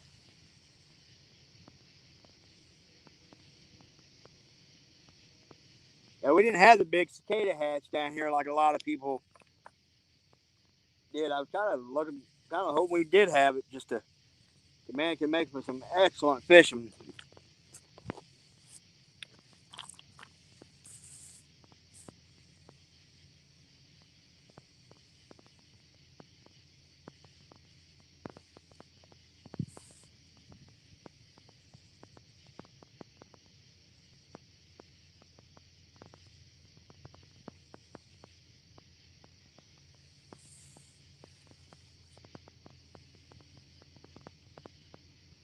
Epic, I imagine that does keep you busy trying to teach a new factory how to design your stuff, and plus you're probably constantly designing new furniture. Like I said, if you have a Facebook page or anything, I think we'd all love to see if you got your designs and stuff.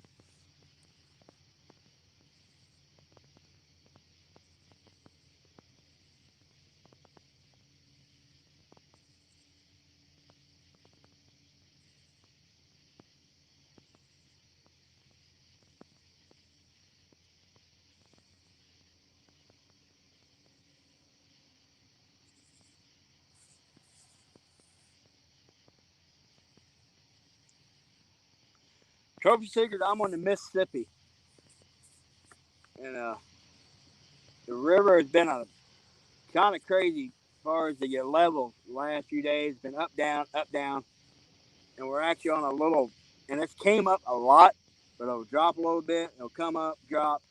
So it has not been real consistent on one level. So I'm not sure if that's hurting me right now or that outside rod got sucked out a little too far. I'm gonna pick it up and relocate it. Inside rod rather.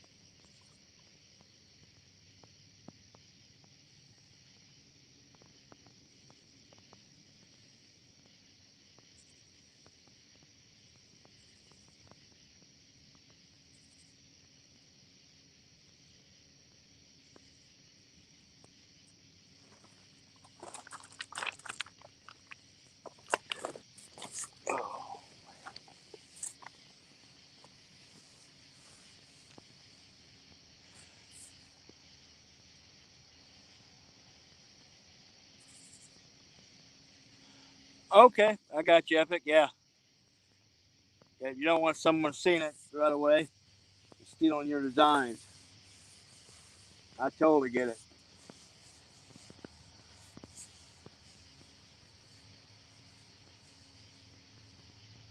Well, I can only imagine, as thorough as you are, methodical if you're catfishing, if you're that way with your furniture, it's probably some absolutely amazing stuff.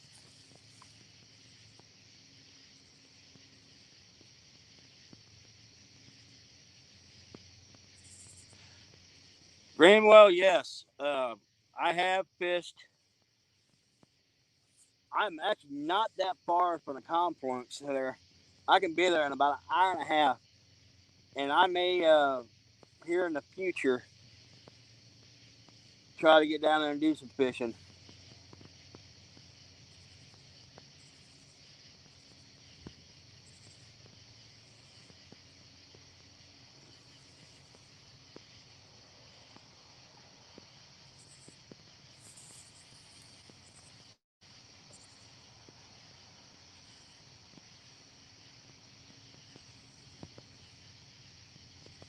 Heck yeah, take down a little some catfish themed furniture.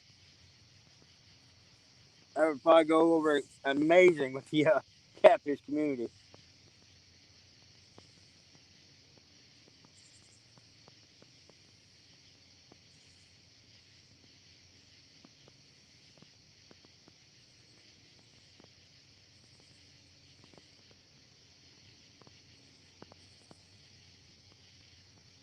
Ooh, it's getting chilly out here, folks.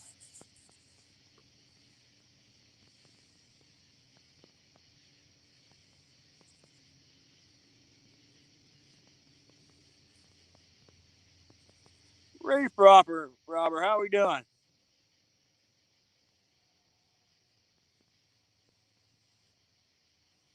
Guys, I'm going to pop this phone out of the holder real quick, and I'm going to panel over here and see if you guys, I'm going to show you the moon right here. Oh, it's beautiful tonight.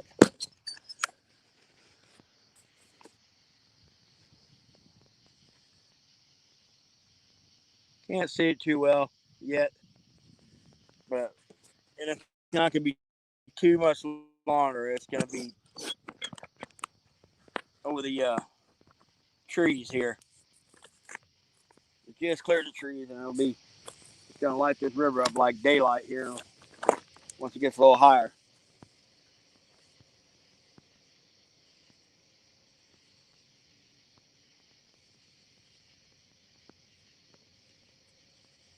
I'm not a fan of the full moon for fishing or hunting. Seems like it hurts both of them.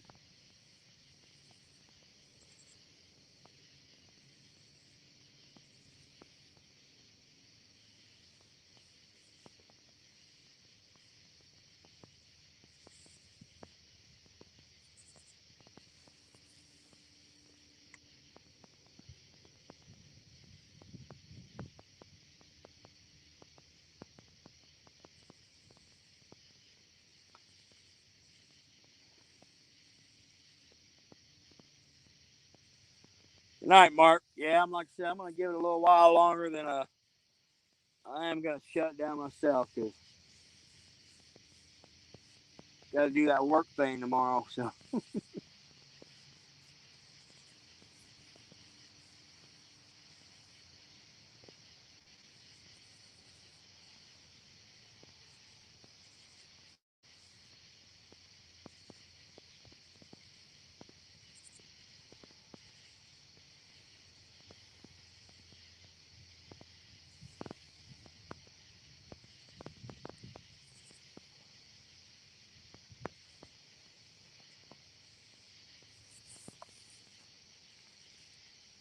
night, Mark. Thanks for coming in, buddy.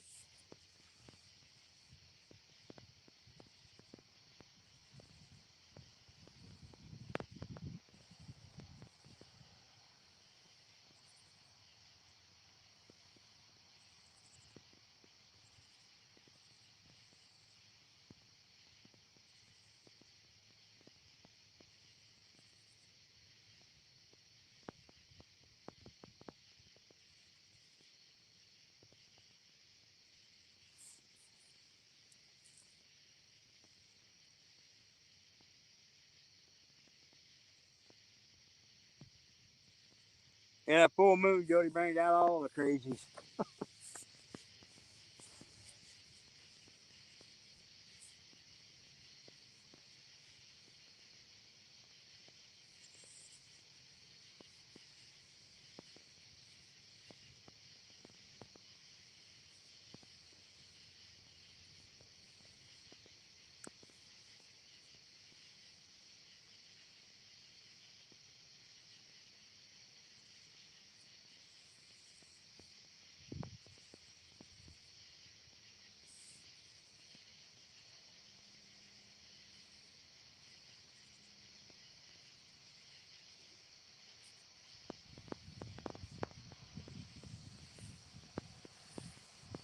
Breeze starting to pick up, guys.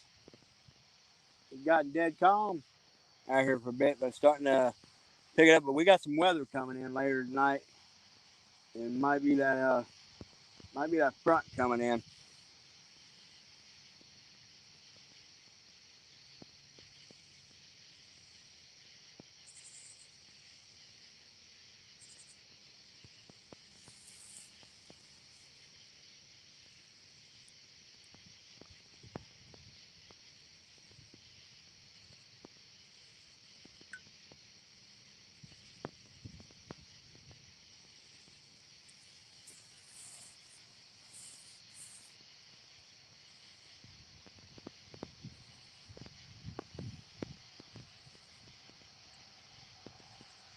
Should have bought me some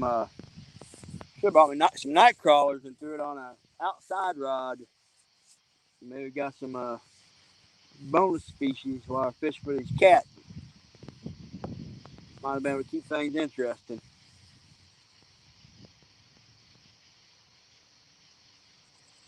Yeah, well, once winter sets in a little bit, I'll start doing a little live stream on some of these power plant lakes, and you don't have the quality, but the numbers for sure. So I'm looking forward to doing some of them live streams for you guys here shortly.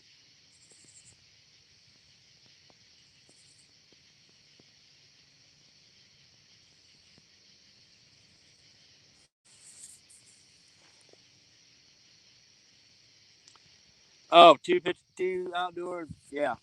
Right now it's the deer hunting. It definitely does not help. That is for sure. But we are seeing an uptick in deer movement around here. They're starting to bucks are starting to get on their feet a little bit.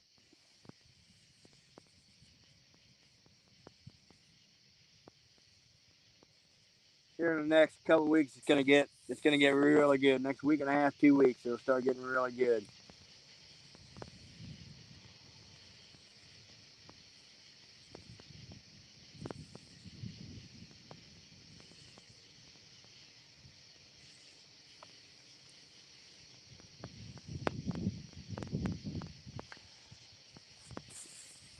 Yeah, 252. I don't know. It's just been a dead night. I had a couple. I'll be honest. The last couple times I've come out, I was able to get an earlier start, get set up around 4:30, and I was getting a big majority of my hits before it got dark. And once it got dark, the bite just went to nil.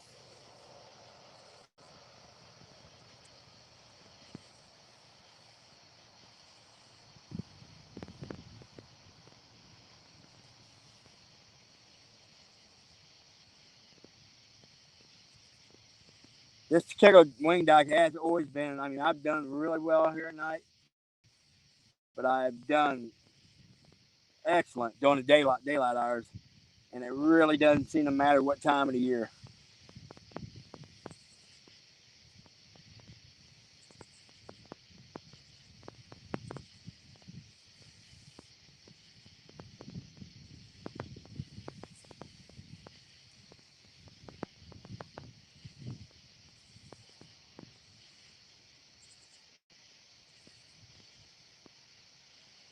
Yeah, that wind really starting to pick up.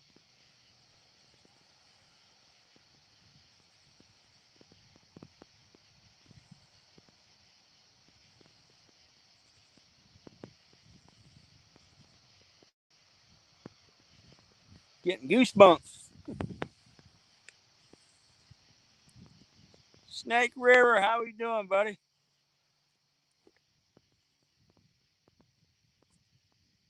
Oh, there we go. Getting a little hit on the whisker seeker here.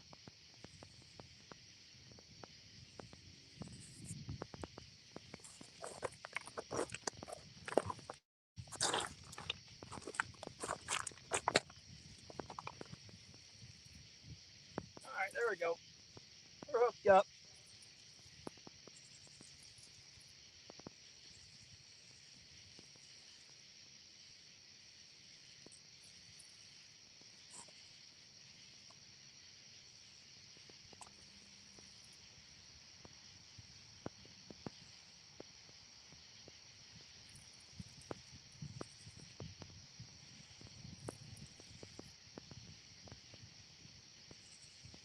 This feels decent, but it ain't no giant by no means, that's for sure. But on a 9 foot 10 inch whisker seeker, they all feel big.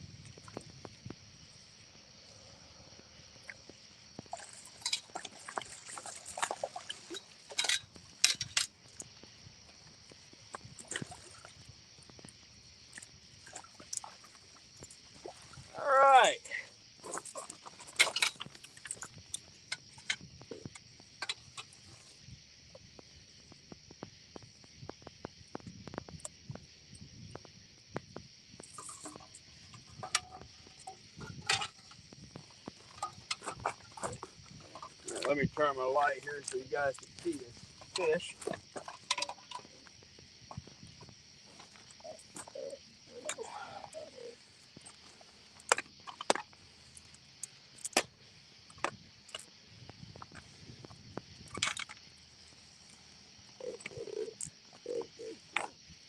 All right, there we go, guys. He's talking to you. Finally got the skunk out.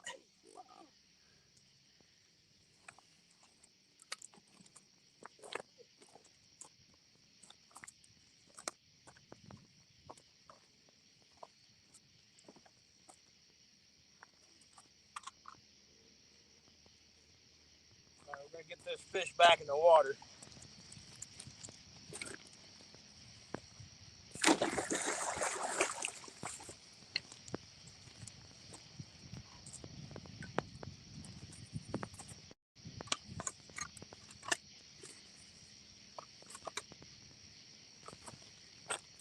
All right, get fresh bait on.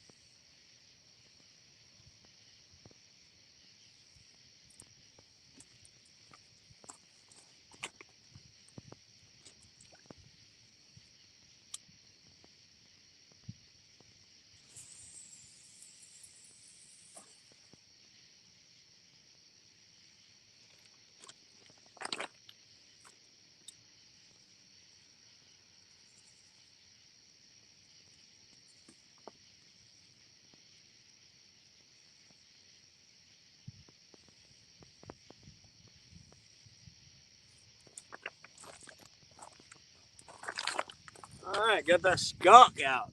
Thank gosh. I'm gonna give about another 30 minutes, and I can at least get one fish for this. Before we wrapped it up for tonight.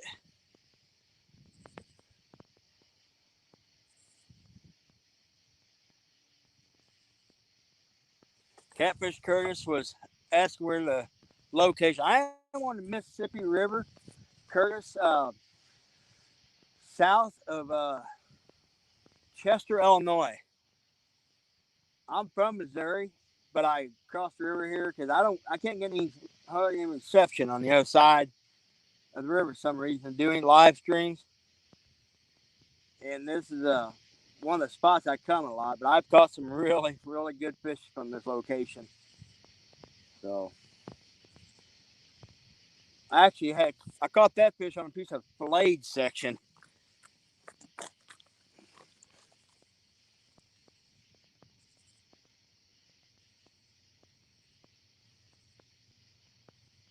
What's going on, Duggar?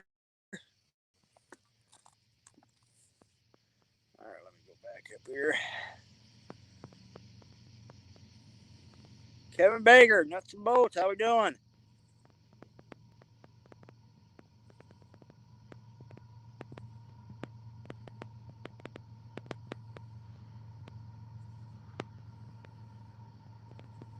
Wabash Nate.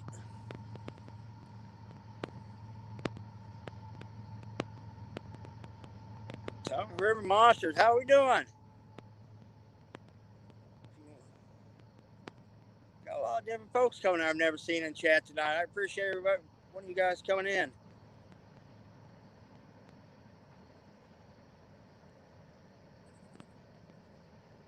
My big old thumbs in the way.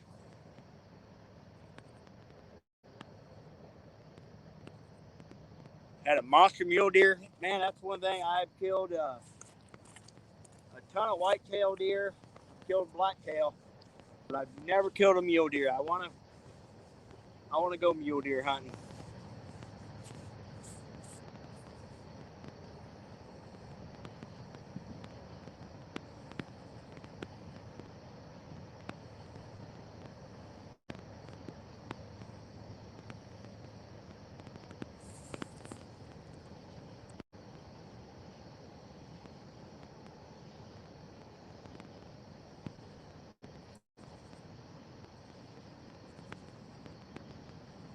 Calling for the right pole. I hope so.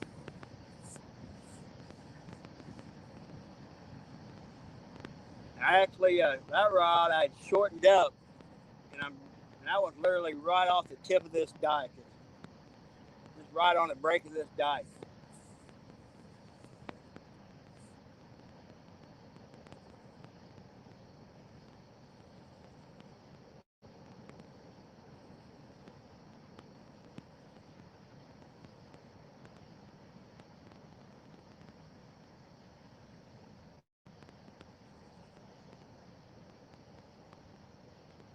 Ooh, that wind has got a bite to it, man.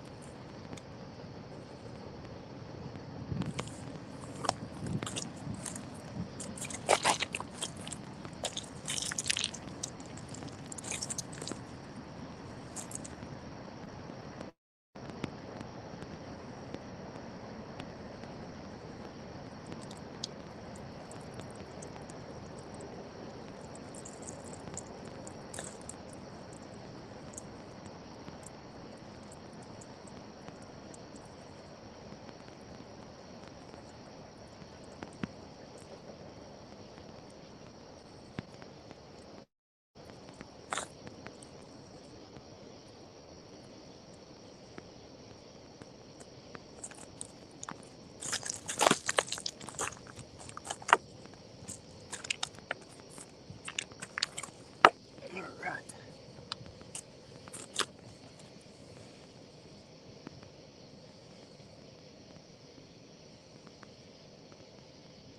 Left one again. All right.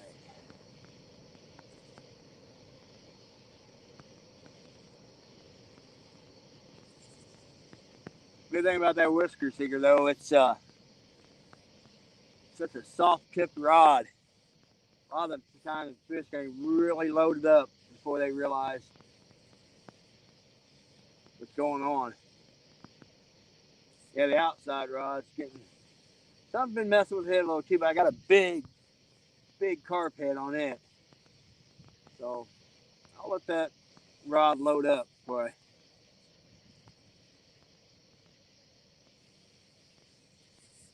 Yee, what's going on? What part of Mississippi? Like I said, I'm south of Chester, Illinois, which is, I'm going to say, about 60 miles north of St. Louis, Missouri.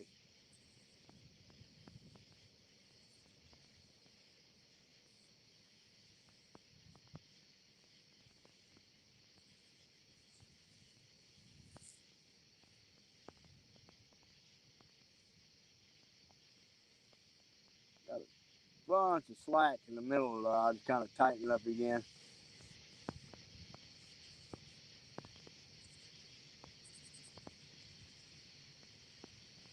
Oh, there it goes again. Oh, the old whisker seeker got a little tap.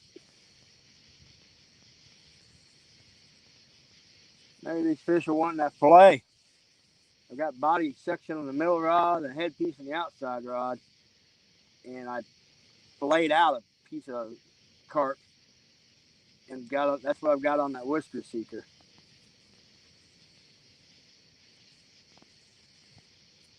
Sometimes you got to fool around in baits and try different like body section, head section, and filleting, or even making a flapper bait, which I'll have a video coming out here shortly on how to make a flapper bait, which can be killer sometimes when you're fishing current.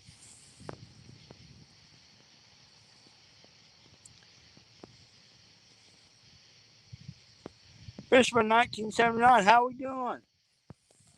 Man, got all kind of folks I haven't seen in chat tonight. Appreciate everybody coming in. Just finally got our first fish. Nice little blue cat.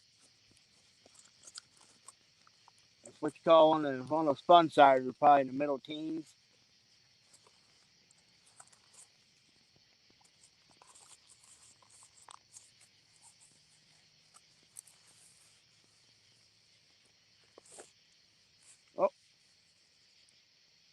Whisker seeker got tapped again.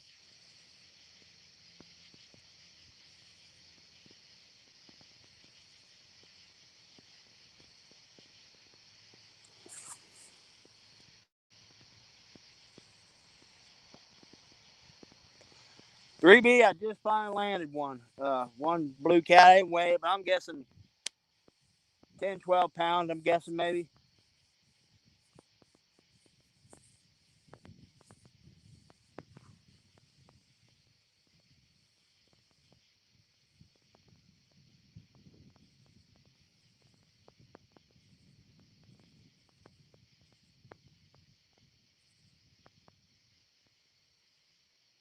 Something messing with that inside rod. Something kind of tapping around on it. And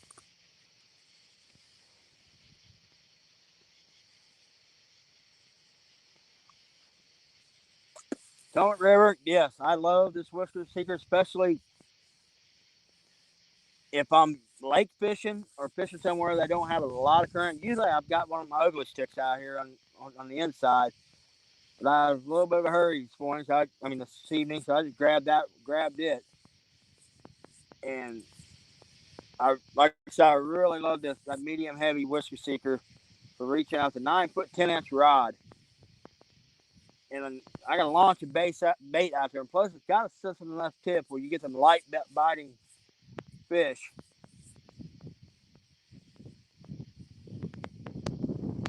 I really like that rod when I'm channel catfishing.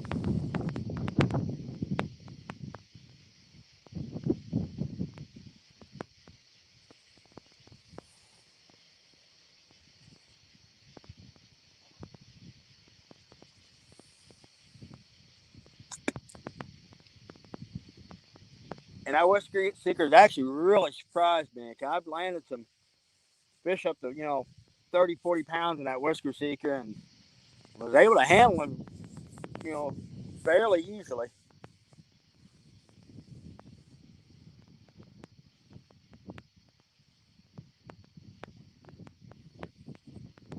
I normally don't bring it to the river too much a whole lot, especially when I'm fishing this current.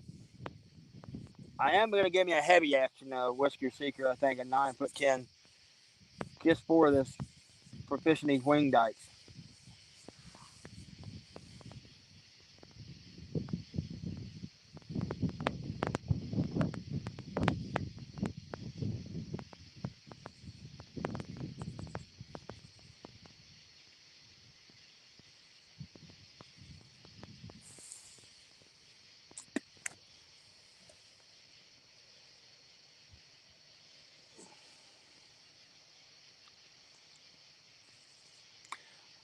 Tonk River, I actually got Uncle Lou's rod coming.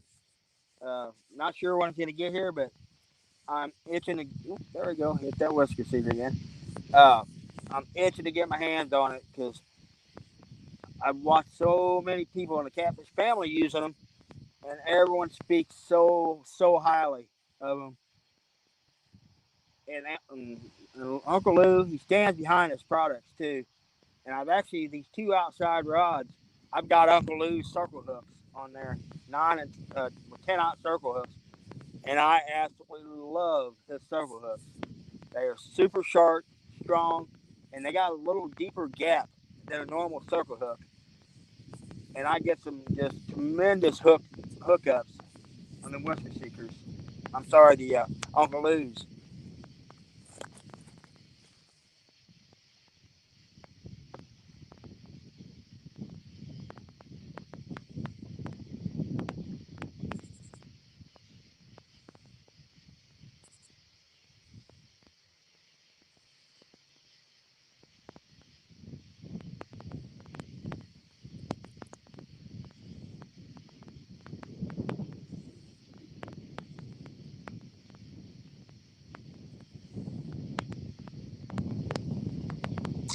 I haven't tried the muddy rod yet, Aaron.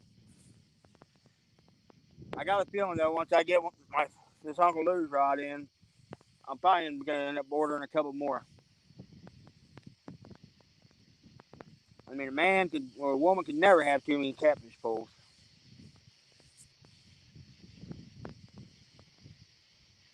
Oh, Got a little dinker hitting that whisker sticker. He keeps tapping around on it. And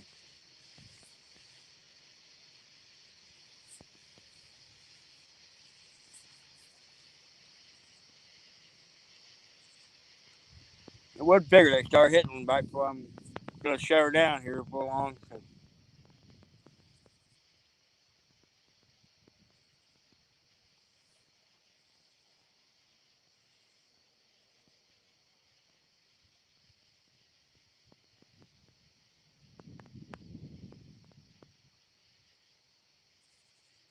That middle rod, it's a Mad Cat, and so far that rod, this is my first full season with it, and so far that rod has impressed me big time. I've caught some really good sized fish on it, and it's got enough sensitivity yet where if you get a lighter biting fish, you can see what's going on.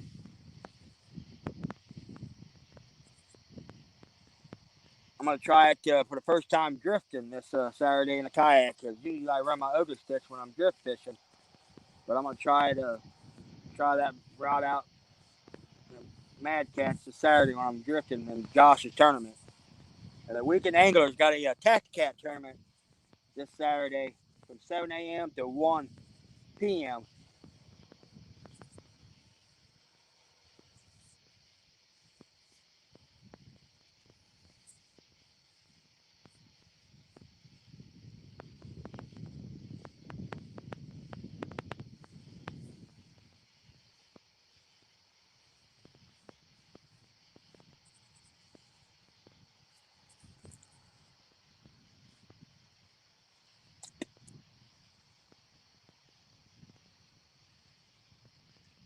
I have a Facebook page. Oh, let me go.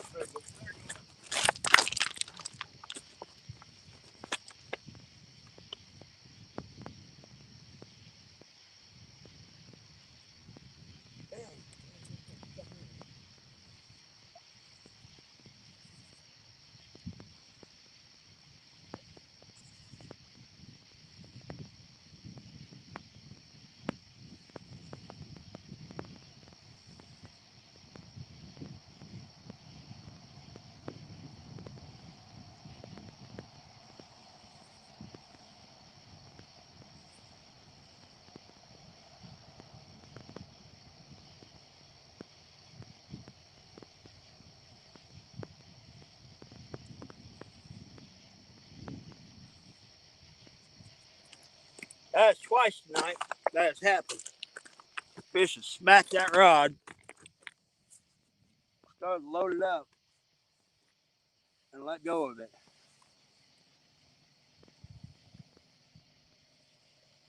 But you're gonna leave that bait out there. I got a pretty good sized body section on there. Maybe he'll come back, and I don't think he could have ripped it off, but I could be wrong.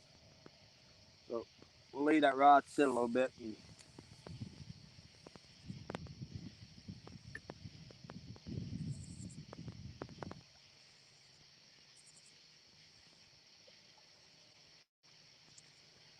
that fella looked like he was gonna load that rod and just go down with it, but I don't know. I'm thinking he just had the bait like in his mouth and didn't really like inhale it.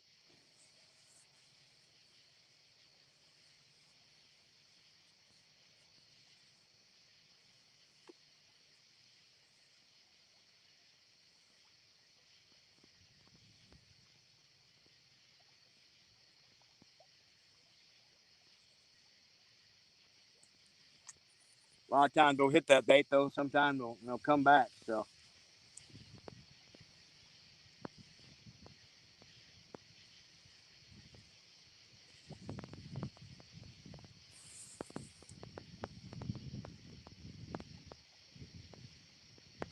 what's going on, Freddie?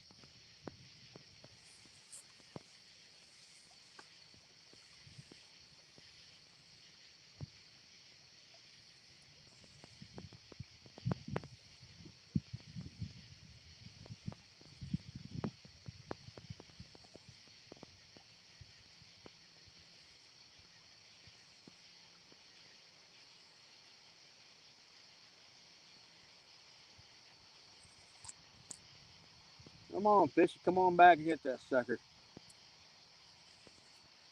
Yeah, he started to load on that thing pretty good, and he ended up spitting the bait.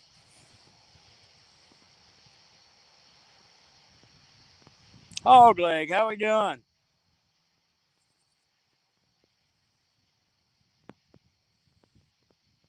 Been pretty slow here most of the night. In the last few minutes, we've finally got on one fish and had a pretty decent little takedown.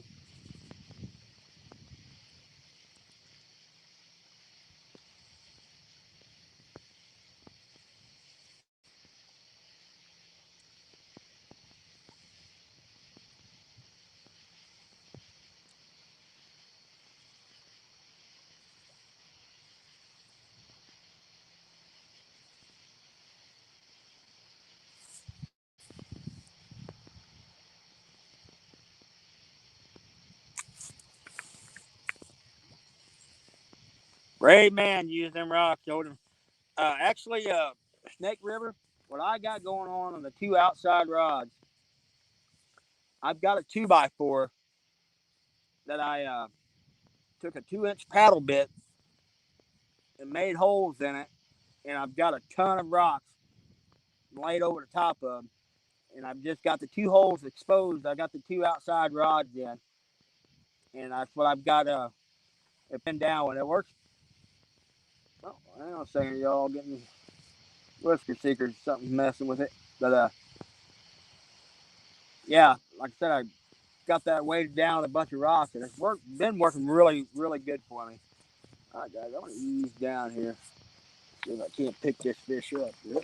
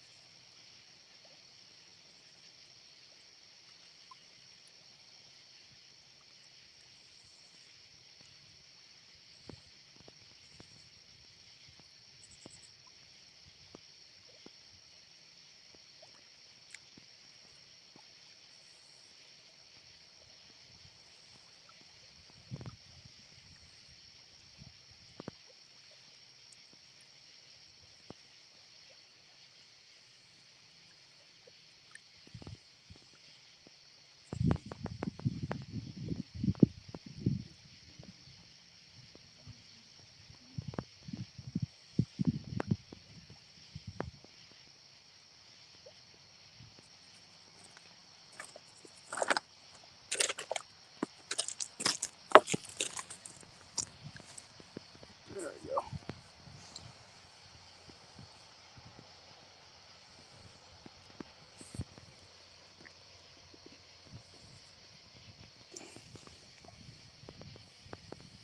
Elston, thanks for coming in, buddy. Chunky, you have a good night, and looking forward to seeing your next stream, buddy.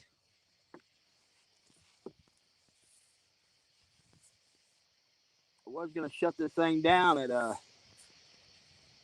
about another 10 minutes, but I am gonna give it just a little bit longer. I think it seemed like the bite is kind of picking up a little bit.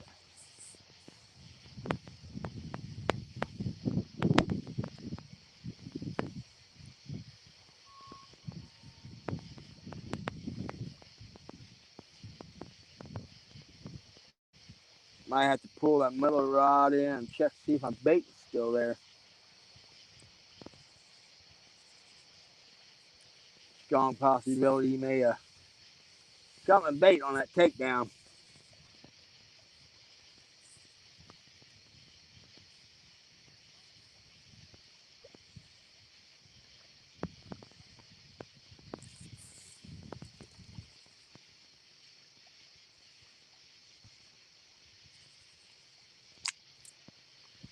KC Fish Page, tell you what, it has been really slow tonight, but in the last 20 minutes here, the bites kind of picked up a little bit. I finally got one fish in the teens and had a pretty decent takedown. Fish spit it, and then had a little dink messing around with this outside rod.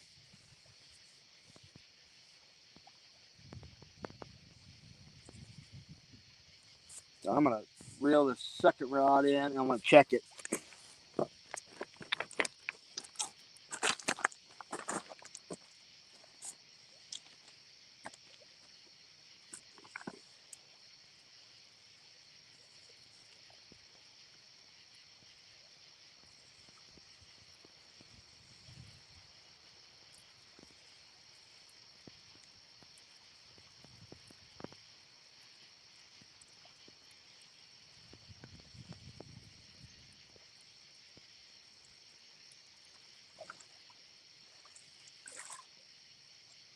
Yeah, you got my bait, guys.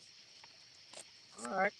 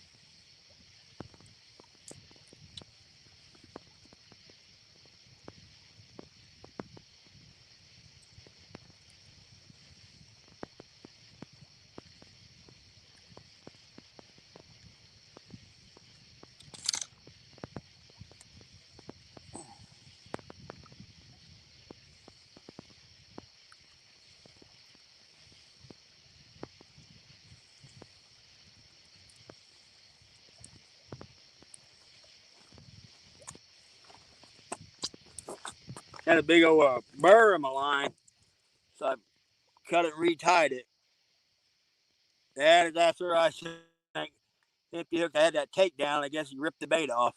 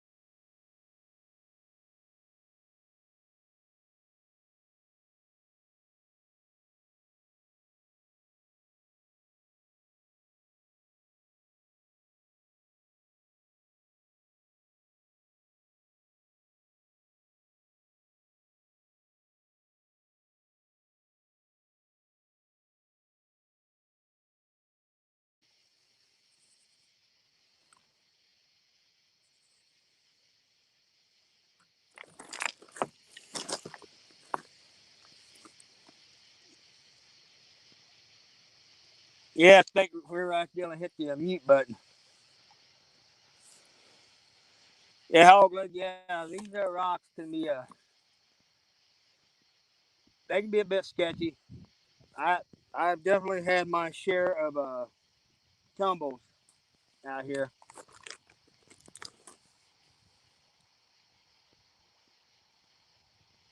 Actually, I got a pretty good gash in my right leg over here. When I was setting up earlier, I slid down the side of one, and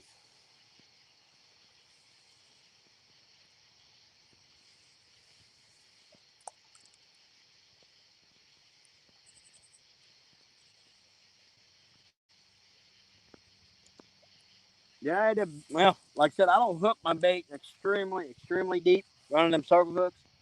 Yeah, that fish straight ripped that bait off there on that takedown.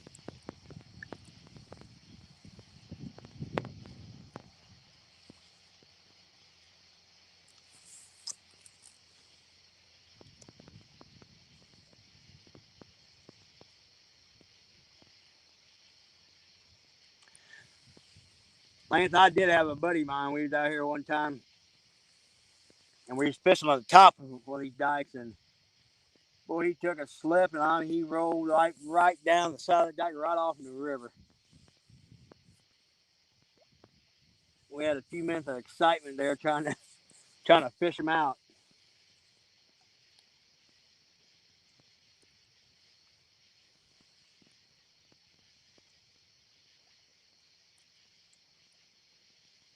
We were real slack up. Go.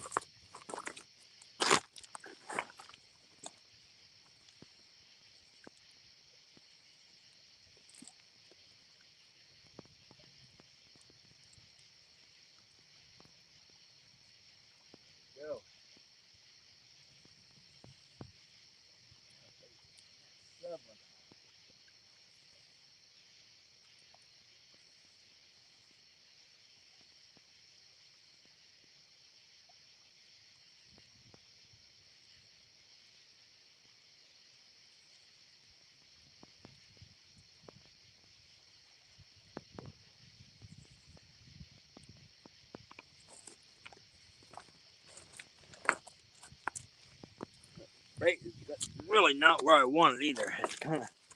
It didn't stick. We'll give it a few minutes. I may end up picking that rod up and recasting.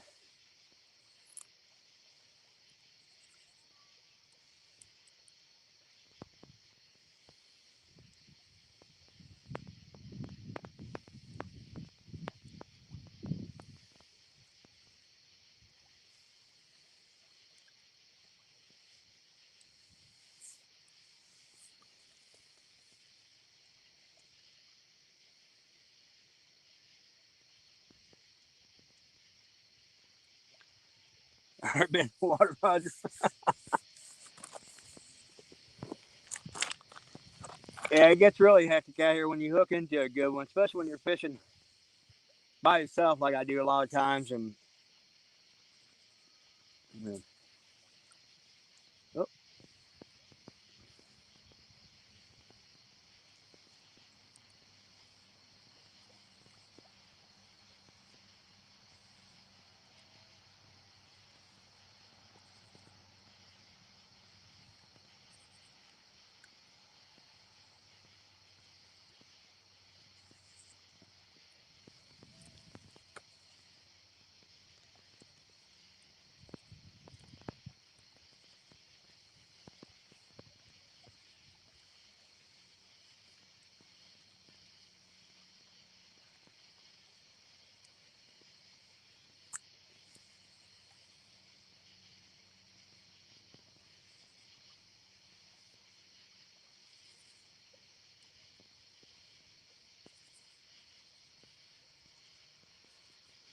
yeah, we're gonna shut this thing down a little bit ago, but I'm gonna give it a little bit longer. I think, 'cause like I said, we started getting a few hits here in the last bit. So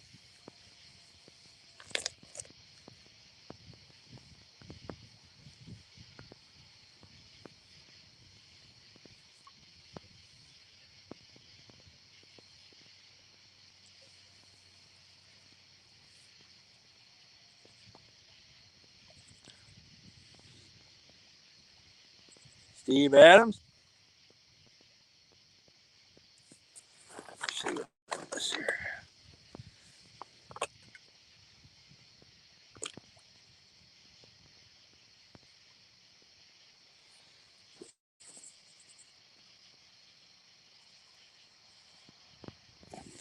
Yeah, Lance, you gotta do what you gotta do sometimes to land them fish. Fishing off the main bank, I've been out up to my neck before. Dang there, when I've hooked a real good one, and there's a lot of uh, debris and stuff around the bank.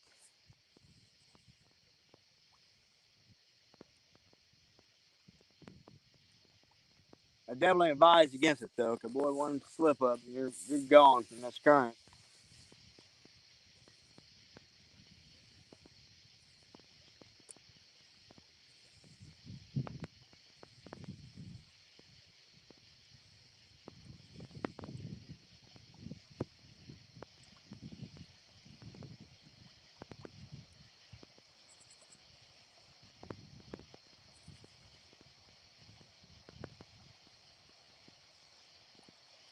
Oh, there we go. Something messing the whisker sticker again.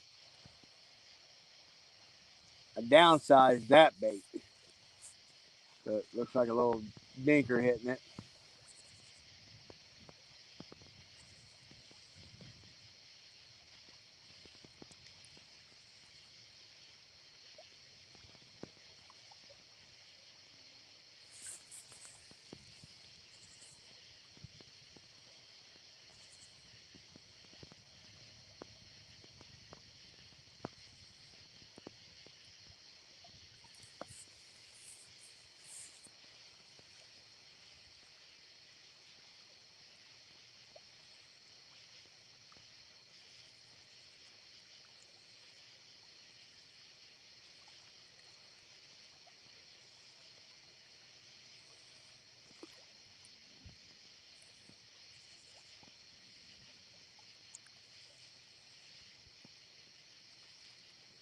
Come on, give us one more fish before we shut her down for tonight, y'all.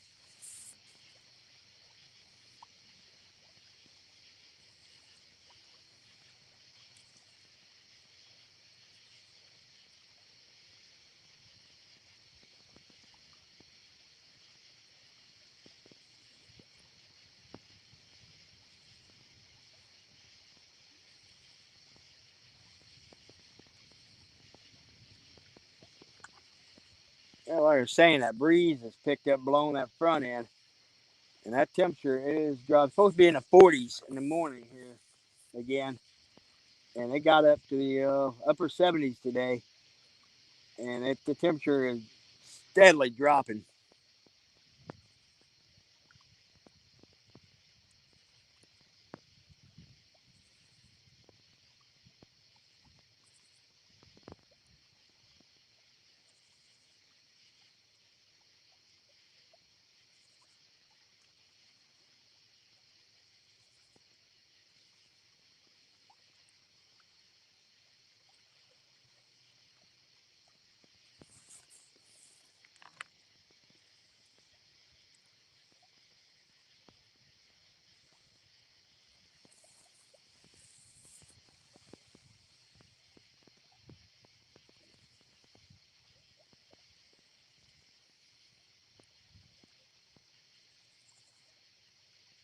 Roger, if you ever get down this way, you have to give me a holler, and we'll have to hook up and do some river fishing.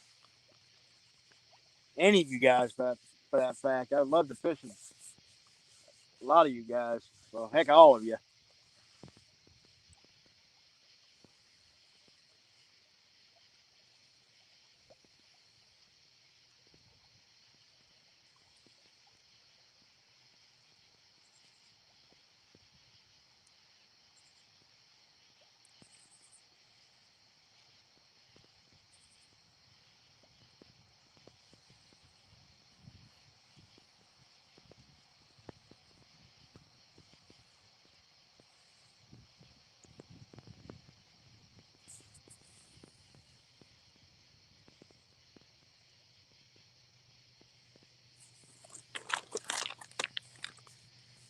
Oh, I was young. My uncle took me trolling for trout, and there was tons of stingrays. We hit a sand flat, and the boat. I fell out of the boat. Oh man, Philip, good night, buddy. I'm not too far behind you. I'm gonna give it just a little bit longer and see if this bite was gonna pick up any. Cause it kind of acted like it was gonna start picking up, but we had that little bit of flurry of activity.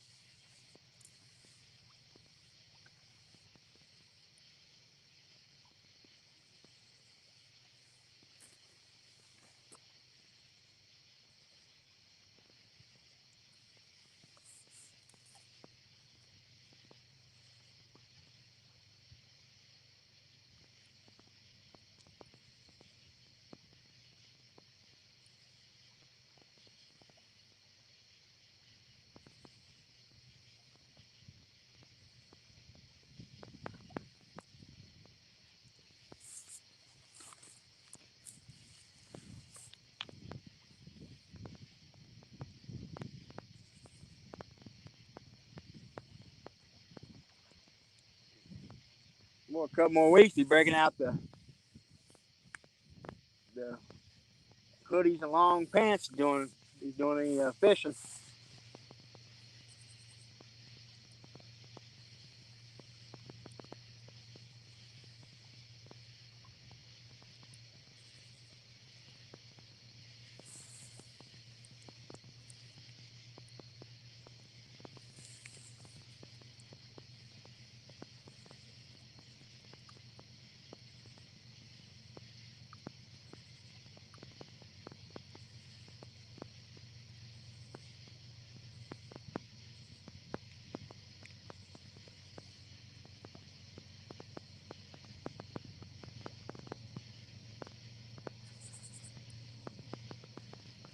Sounds like we got another train coming.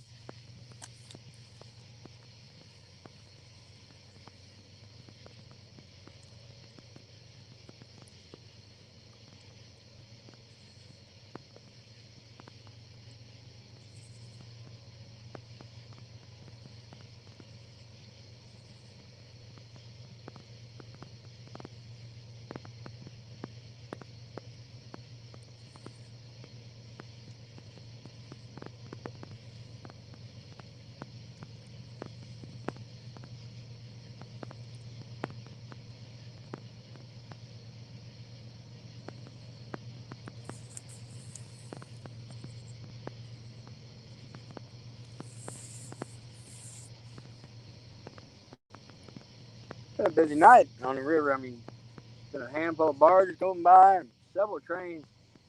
Crazy, 'cause some nights I'll sit out here and never have a train go by, a barge, or anything.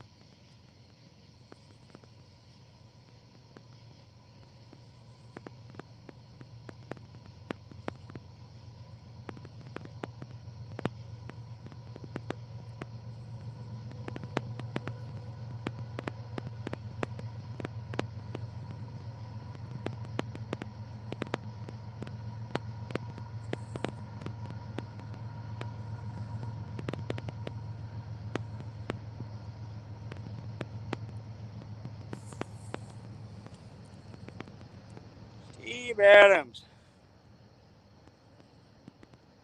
over 60 years on the Mississippi River. I only fell out of the boat one time, duck hunting, 1972. Yeah, that will. Yeah, I've taken a header out of the boat before, and it will scare the absolute crap out of you, especially out on this river. You got these undertows and everything else, and things can go wrong in a hurry.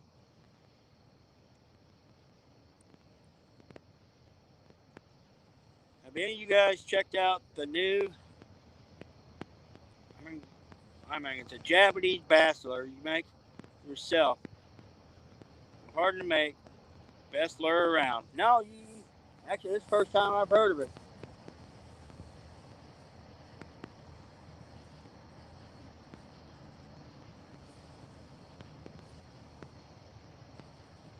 Yeah, I used to be big into bass fishing. I did the whole tournament thing for a while, and stuff, and I kind of came back to my roots. He's, I mean, I love fish for everything. I mean, if it swims, I love fishing for it. But these big cats, this this is this is my wheelhouse. This is what I love to do, is chasing these big cats.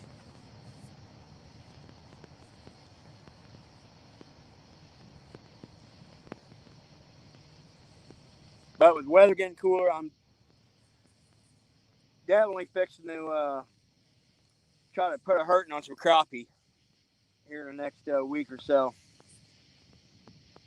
Start getting that freezer stocked up for the winter. Oh, don't get me wrong. I'll fish. I'm gonna fish all winter. If I'm not deer hunting, I'll be fishing.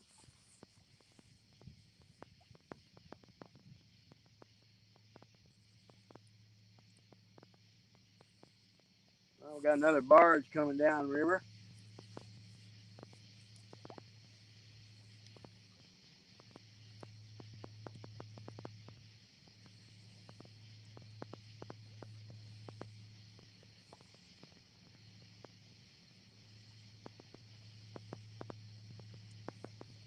Maybe we get a barge bite out of this.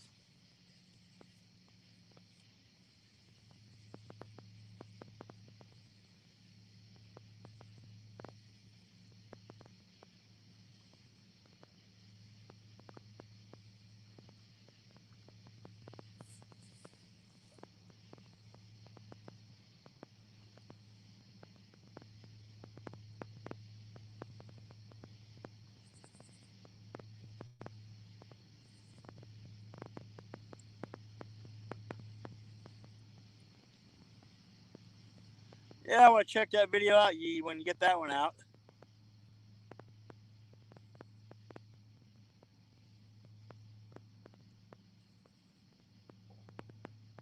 Young pups running around these banks. I don't call myself a young guy, no, by no means anymore, but the line of work I'm in now, it kind of keeps me in somewhat of shape.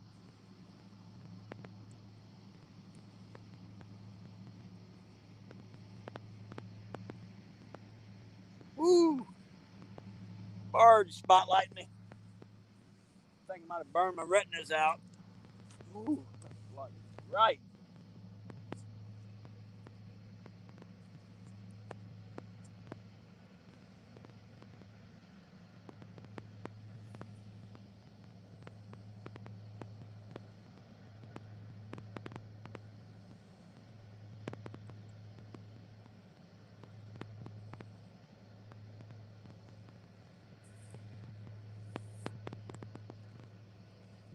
Well, I look right in that spotlight. Boy, I got spots in my eyes now.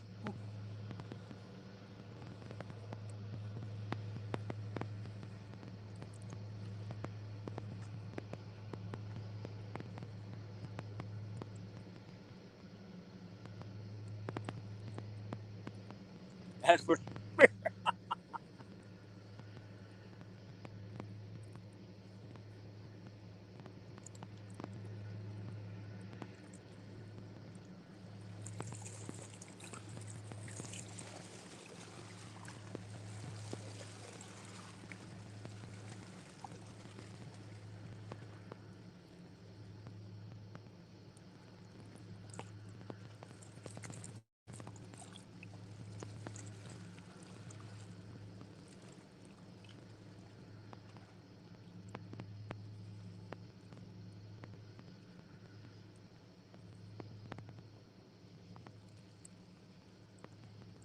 boy, one thing I learned a long time ago fishing this river. Don't ever put any of your lights or any other hardware too close to the edge. Cause them barges come out sometimes, or like a yacht come up river. And boy, the waves will get a hold of your gear in a hurry.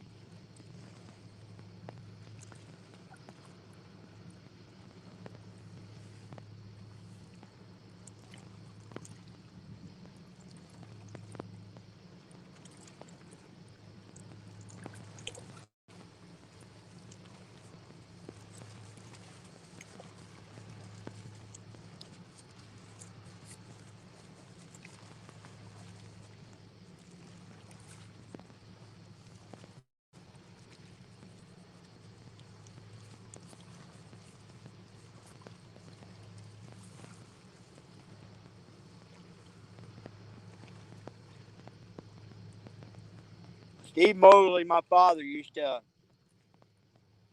duck hunt a lot and goose hunt a lot in the Mississippi. He was telling me a story. Just this past Sunday, we were fishing. They were fishing a duck hunting a spot way downriver from here, and the river was up a little bit, and they ran over the top of a dike and ripped the lower unit off.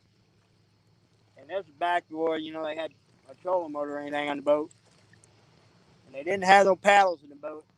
And them guys, there's 3 or 4 of them in the boat, and they had to use their shotguns, the stock of their shotguns, and a paddle to get back to where they were going.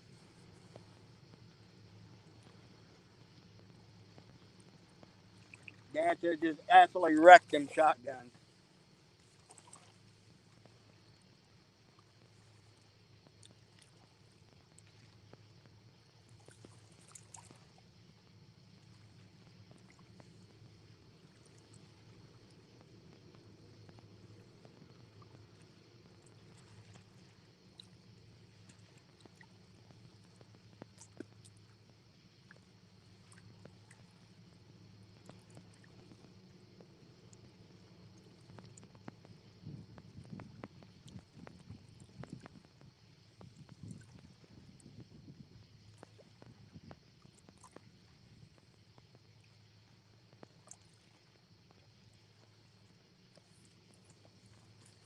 Oh, I missed some of the chat here.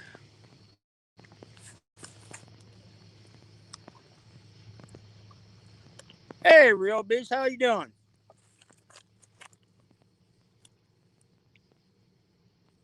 Been a little bit of a slow night.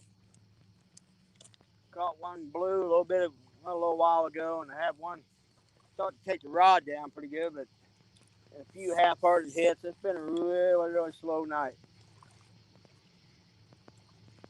I was actually getting ready to shut the live down when right before those fish hit.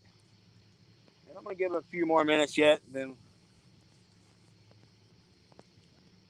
I still gotta walk out of here, and 3 a.m. is gonna come early for a wake up.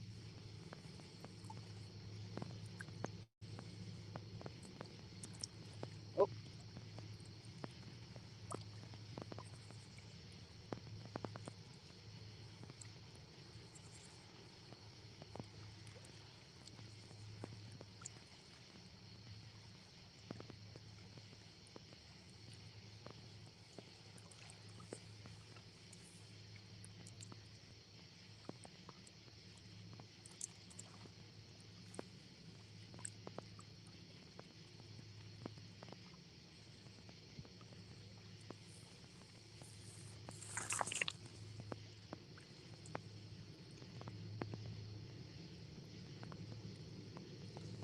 yeah, you're right, Real Beast. You're absolutely right. You'll get to catch one, you get a few hits, like, well, I'm gonna stick around, I'm gonna stay a little longer.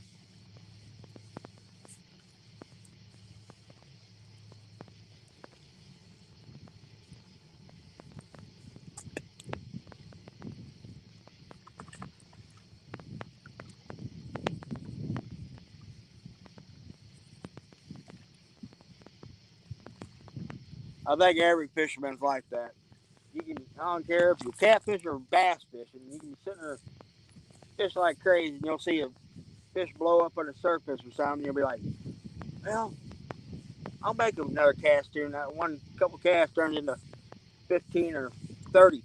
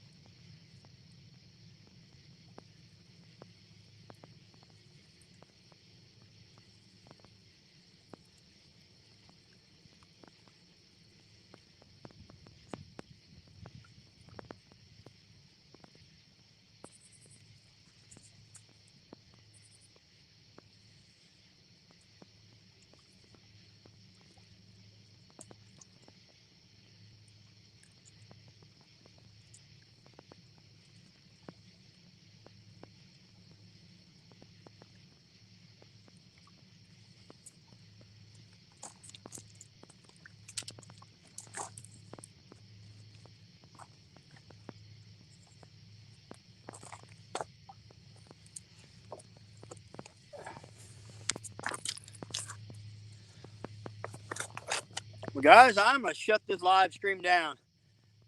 I greatly appreciate you guys coming in, watching the rods with me. And I'll catch you guys next one. I don't know if I'll get out next week or not and do one. But if you guys, Josh from Weekend Angler has a tournament going on this weekend. It's called Taxi Cat. I'll be fishing that Saturday. And I know Miss Jody, Pontoon Jody, Avid, fishing with the Chad. I believe Lyle and Cindy Stokes are fishing it. So I appreciate every one of you guys coming in and watching. Greatly appreciate it. Can't do this without you guys. So, and good night, Muskrat, everybody. You guys have a good night, real beast. And be careful out there, everybody.